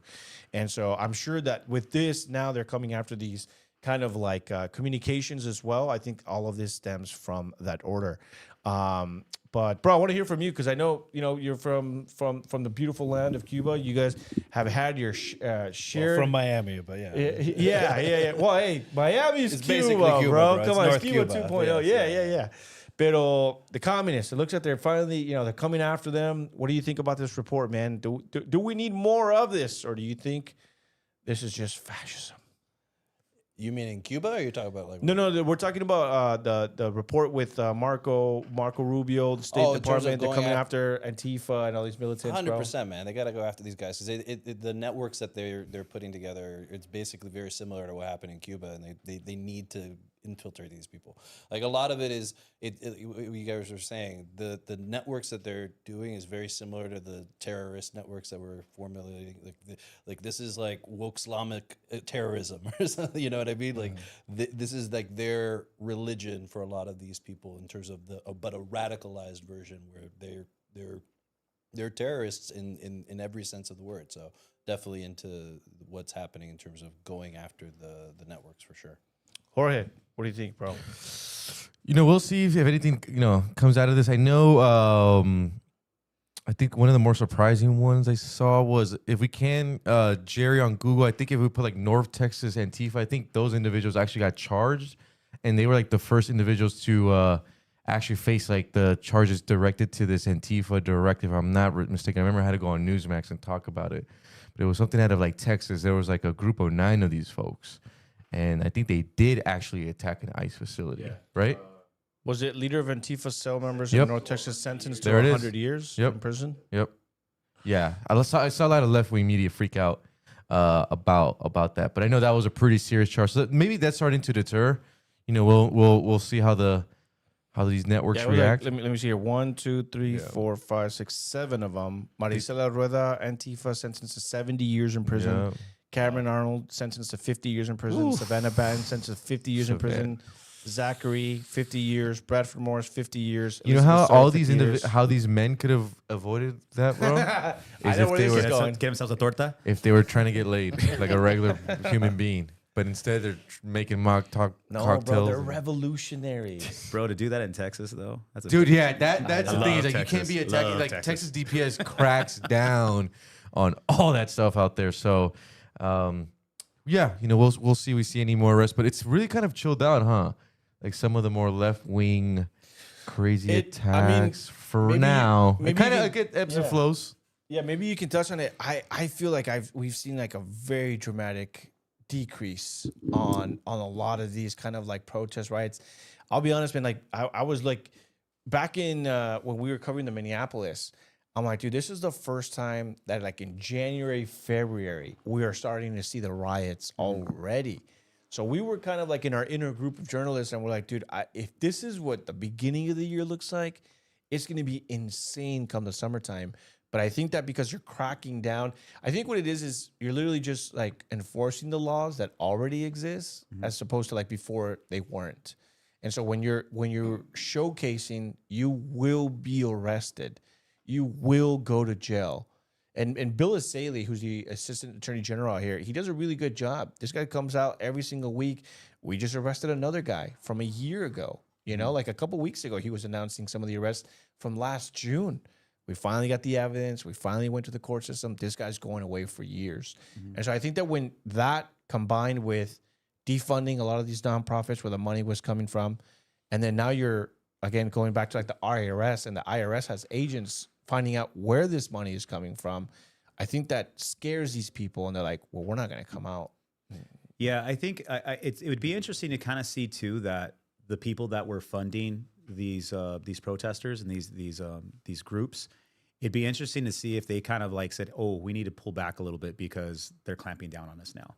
So whether their funding was cut off or now they're just being kind of careful with it because the midterms are coming up, something will pop off before the midterms. I guarantee it. Because, you think so? I feel like it's way too late. Like we're almost in September. I don't. You know what? Because I'm thinking, would you want people to be motivated now and then gas out by the midterms, or would you want them fired up a month before, 2 weeks before you have to go cast your vote? And so you think like riots right before the November? I think something's gonna pop up, But the other thing too is that the ICE raids. I mean, let's be honest, man. It was the ICE raids that really, really got this country fired up, right? In the way those things were taking place, and now they have really backed off on that quite a bit. Yeah. And so I think now their reasons for going out on the streets are not as much, but it takes one more Preddy incident or Renee Good incident, man, and it'll fire right back up again. And I think it I think it was smart for ICE to pull back the way they did, because it was getting a little too chaotic there. Yeah, I kind of foresaw it. I'm like, there's no way that this continues to November, because the thing is, people just have fatigue. Whether you're for it or against it, you just don't want to see it. Yeah. And you don't want to be told about it, and you don't want to see it everywhere. You know what I mean? Because I know a lot of like diehard Republicans that were like, yeah, I voted for this, but damn, like I'm sick and tired of watching the videos. Like a good question is, I don't think America has the stomach for a mass deportation agenda. Like this country just the way I don't know. It just doesn't. We don't have the stomach. I'm not saying I do or Republican voters. I'm just saying in general, this country doesn't have it. Where it's like, if you look at other countries when it comes to deportations and stuff, it's like, because those countries don't have so much cultures embedded in their, in their land, it doesn't hit the same. You go to Peru right now, they want all Venezuelans gone. There isn't like this like we have sympathy for them. Where here it just doesn't. Where I don't know if maybe because of the images, even also like look at the social media strategy. Like Trump, the administration doesn't even boast about like. Remember how like in the beginning they were like loading up the immigrants, bro, on the planes, the shackles. They were making memes and reels and music and crazy audio. Like that's kind of also tapered down. Oh yeah, for sure. But I mean, at the end of the day, deportations are still happening. They still have a record number of arrests that they're targeting. There was like a viral video. I don't know if we could type it really quick, Jerry, but this would be more on the Spanish side. If you put like Univision, put like five, or actually you could just put in Google, put 5-year-old Liam deported. There was like that story of like that Liam kid that got deported with his dad. So they're still ramping him up. It's just now. I think the reality is when you, as a Republican going forward, is like we could do these deportations, but at the end of the day, you're gonna take a hit with the Latino support, even with Latinos who are on board. And I think we're seeing that in Texas. This is our first evidence where James Talarico is looking like he's gonna beat Ken Paxton. Yeah, and a lot of Latinos that voted for Trump are looking like they're gonna go Talarico. The miscalculation I think that the Trump administration really made was this: is that when going into the moment when he was running his campaign, he had a lot of people saying, yeah, deportations, blah, blah, blah, blah, blah. The miscalculation, I think, is that every single day there's a new voter. See, like right now, like Adam, I don't mean to interrupt you, but right now on our screen, if you even have our podcast up, like look at the headline, right? You have a 5-year-old peace sign. Like I know, like those stories, they hit that middle America. They hit independence. And then you even have people who are like, well, yeah, I want Trinidad Agua deported. I don't know. We want this like 5-year-old kid deported. But it hits what I think this administration is missing is that that story right there gets at the heart of the 18 and 19-year-old kid that just became a registered voter. Yeah. And that's what Talarico is actually nailing it right now. He's going to get those young people because look at what he did to your tia. Look what he did to your tío. Look at your family. That like look at what they did. And again, they don't see the logic behind what we were actually trying to do. And again. And I think it was like, I personally, and this is not going to be a popular opinion, even if you look at Trump, if he was to deport 1 million people a year, right, which is not going to happen, is the juice worth the squeeze at that point? Yes, there was a lot of bad people that got picked up during those raids, but at the same time, though, even if you did deport 1 million people a year, 4 million people, if there's 30 million illegal immigrants, then you didn't even scratch the surface, right? I think he could have satiated the deportation appetite of those people if he was launching a media campaign that was showing we got this rapist, this child molester, this DUI suspect, this guy's been arrested 5 times for DUI. I think he would have because there's plenty of them out there. If he really made, I really wish, I don't think anybody really knows how many illegal immigrants right now are sitting in county jail on sex crimes. I was talking to my buddy who's a deputy. He lives right across the street from me. He's like, dude, he goes, the vast majority of the guys that are sitting in county right now on sex crimes are illegal immigrants. And we can't touch them. What the heck? Can't. They're sitting Send it back. Yeah, and that's the thing. Like, I think that he really would have made that case at the jails and saying, these are the guys we're trying to deport. But if you're going to make us do it the hard way, that means your tío, your tia, those are the ones that are going to get picked up. Bro, if I was like their campaign manager or like at least handled some of their communications division, I would say, guys, all the messaging is we're targeting the worst of the worst. And anytime we target, bro, a gang member or any of those guys, like at that level, and we get them deported, Every time we do that, we retell the Lincoln Riley story. We retell the Lincoln Riley story. You know, will we get that into that? Hey, guys, in Houston, we just did an operation. The Trump administration, we just deported these three high-level Trinidad guys back to Venezuela. Guess what? We just saved 3 Lincoln Rileys. And just always remind the American voter, the Lincoln Riley state. Jose Ibarra entered the country illegally. You know, taxpayer, and then murders American citizens. Like, there's one in California where he was a retired Marine with his wife, 3 kids in the car. Drunk driver veers off the road, hits them, kills one of his daughters. That arrest was the dude's 3rd arrest. Wow. 3rd DUI arrest. So there was 2 opportunities to deport him before he killed that young girl, and a 3rd DUI arrest. You know what we got to do, bro, too, is on top of that, is any of those guys that we like miss an opportunity to deport, you know, the first time, second, and then now on the 3rd one kill somebody on the DUI. We'll be like, hey, what country are you from? Oh, I'm from Guatemala. I'm from Mexico. F that. We're deporting you to the Republic of Congo. Bing, put them in the 3rd world. No, that's what they're doing right now. Back. That's what they're doing. Really quick, Jerry, while we have time, Google. I know right now that Trump is deporting them to some country in Africa, like I don't know if you guys saw the story. They're putting Cubans in like no more CCOT. It was like Liberia, I think. Yeah. I think Google it, Jerry, put like Cubans in Liberia. They're like deporting Cubans right now to like an African country. Yeah, in the middle. I would do that with all. They got a live stream, dude. Anyone with like any serious crimes, bro, you go to Liberia. You're going over here. We're sending you to a whole. We're sending you to Beijing. But real quick, why is it that your buddy was telling me that they can't touch those people? So because in the state of California, you are not even allowed at law enforcement, regardless of what agency. You are not allowed to ask the immigration status of anybody, right? So I'm sorry to interrupt. Is that in all 50 states, or is that that's specifically for California? There was and that's how it's been for the longest time. Okay. When they enter the county jail system, I've asked my buddy, and again, he works in the county jail system. I said, is there any documentation as to whether or not this guy's illegal or this guy's illegal? He says, no. So they know who they are, because at that point, their deputies are talking to them. They have a way of breaking them down. But there is nothing on paper in their database system that says that we have these 50 illegal immigrants that are currently here sitting on for whatever, domestic violence or whatever. So when people always say that, they like to say this, that, oh, did you know that you're more likely to be the victim, how unlikely it is for you to be a victim of a crime by an illegal immigrant? It's because they don't know. It's because they can have 1,000 crimes committed by 1,000 illegal immigrants. You would never know their immigration status because it was never written. It's never reported. It's just and again, me personally, I don't really care that it was an illegal immigrant who committed the crime or not. It's a fact that it's a crime that was committed on American soil that should not have been committed. Correct.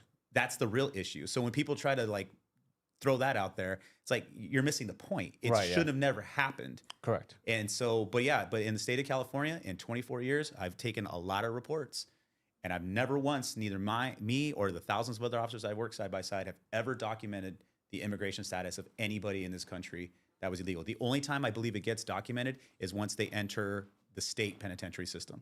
And the reason why that gets done is because the state now gets reimbursed for illegal immigrants that are housed at the state level. So to give people an idea, I think the last report I read from who?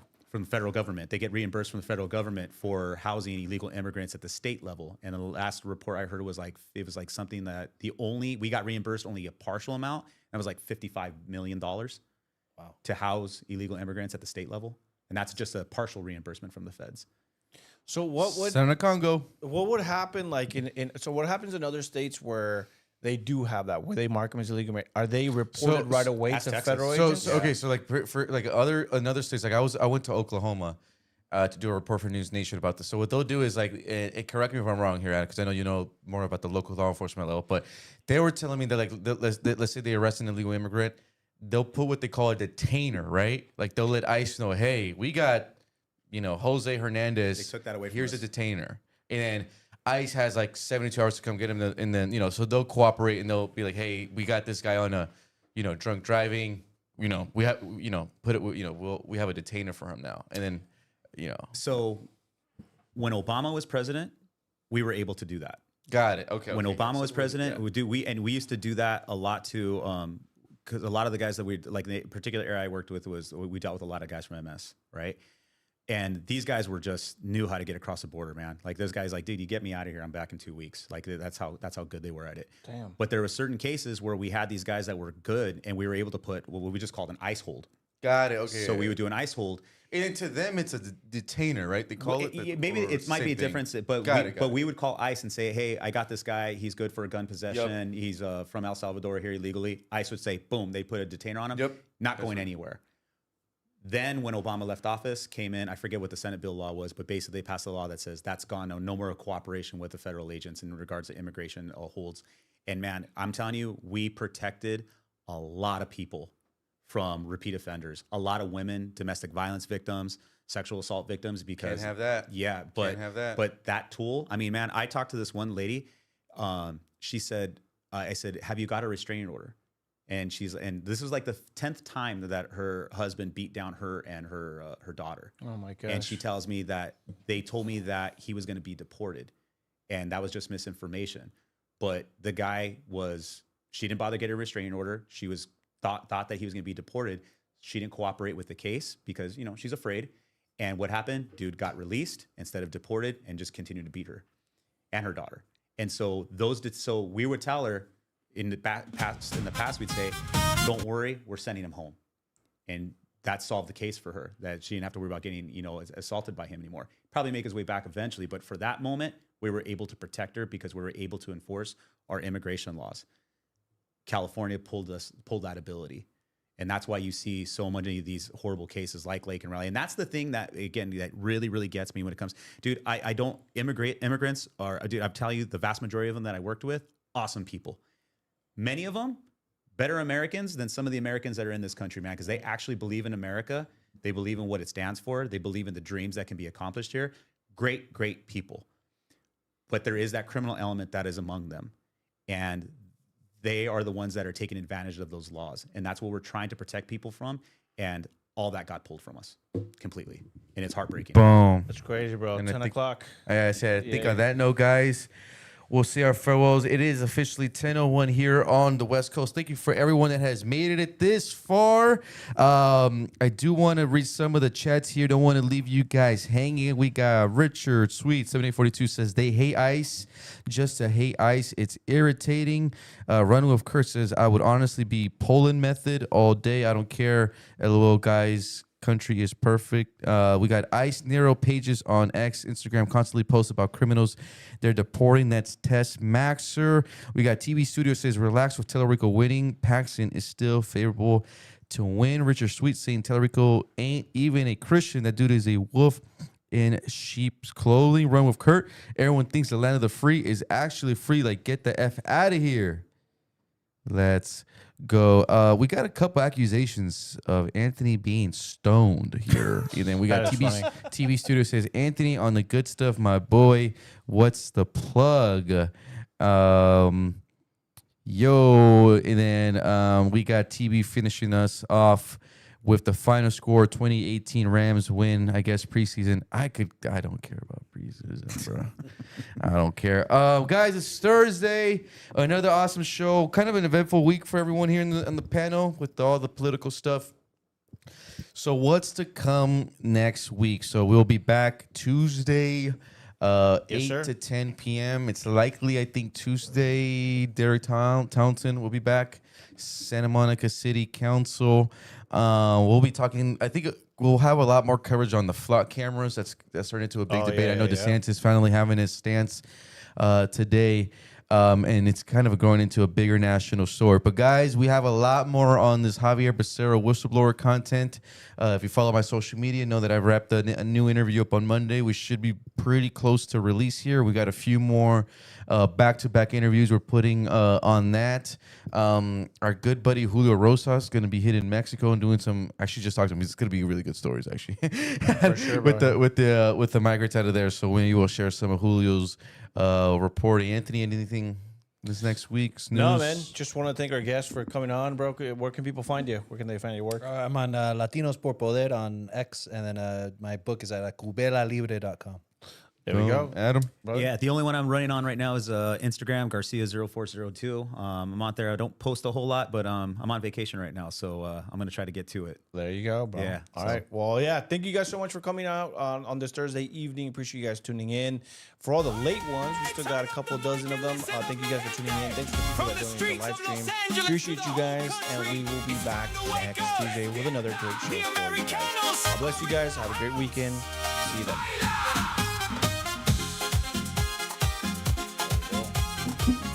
Very glorious. Yeah, it's in Miami. It's definitely in Miami. Yeah. But you're Cuban, though, so it makes sense. That's what it is.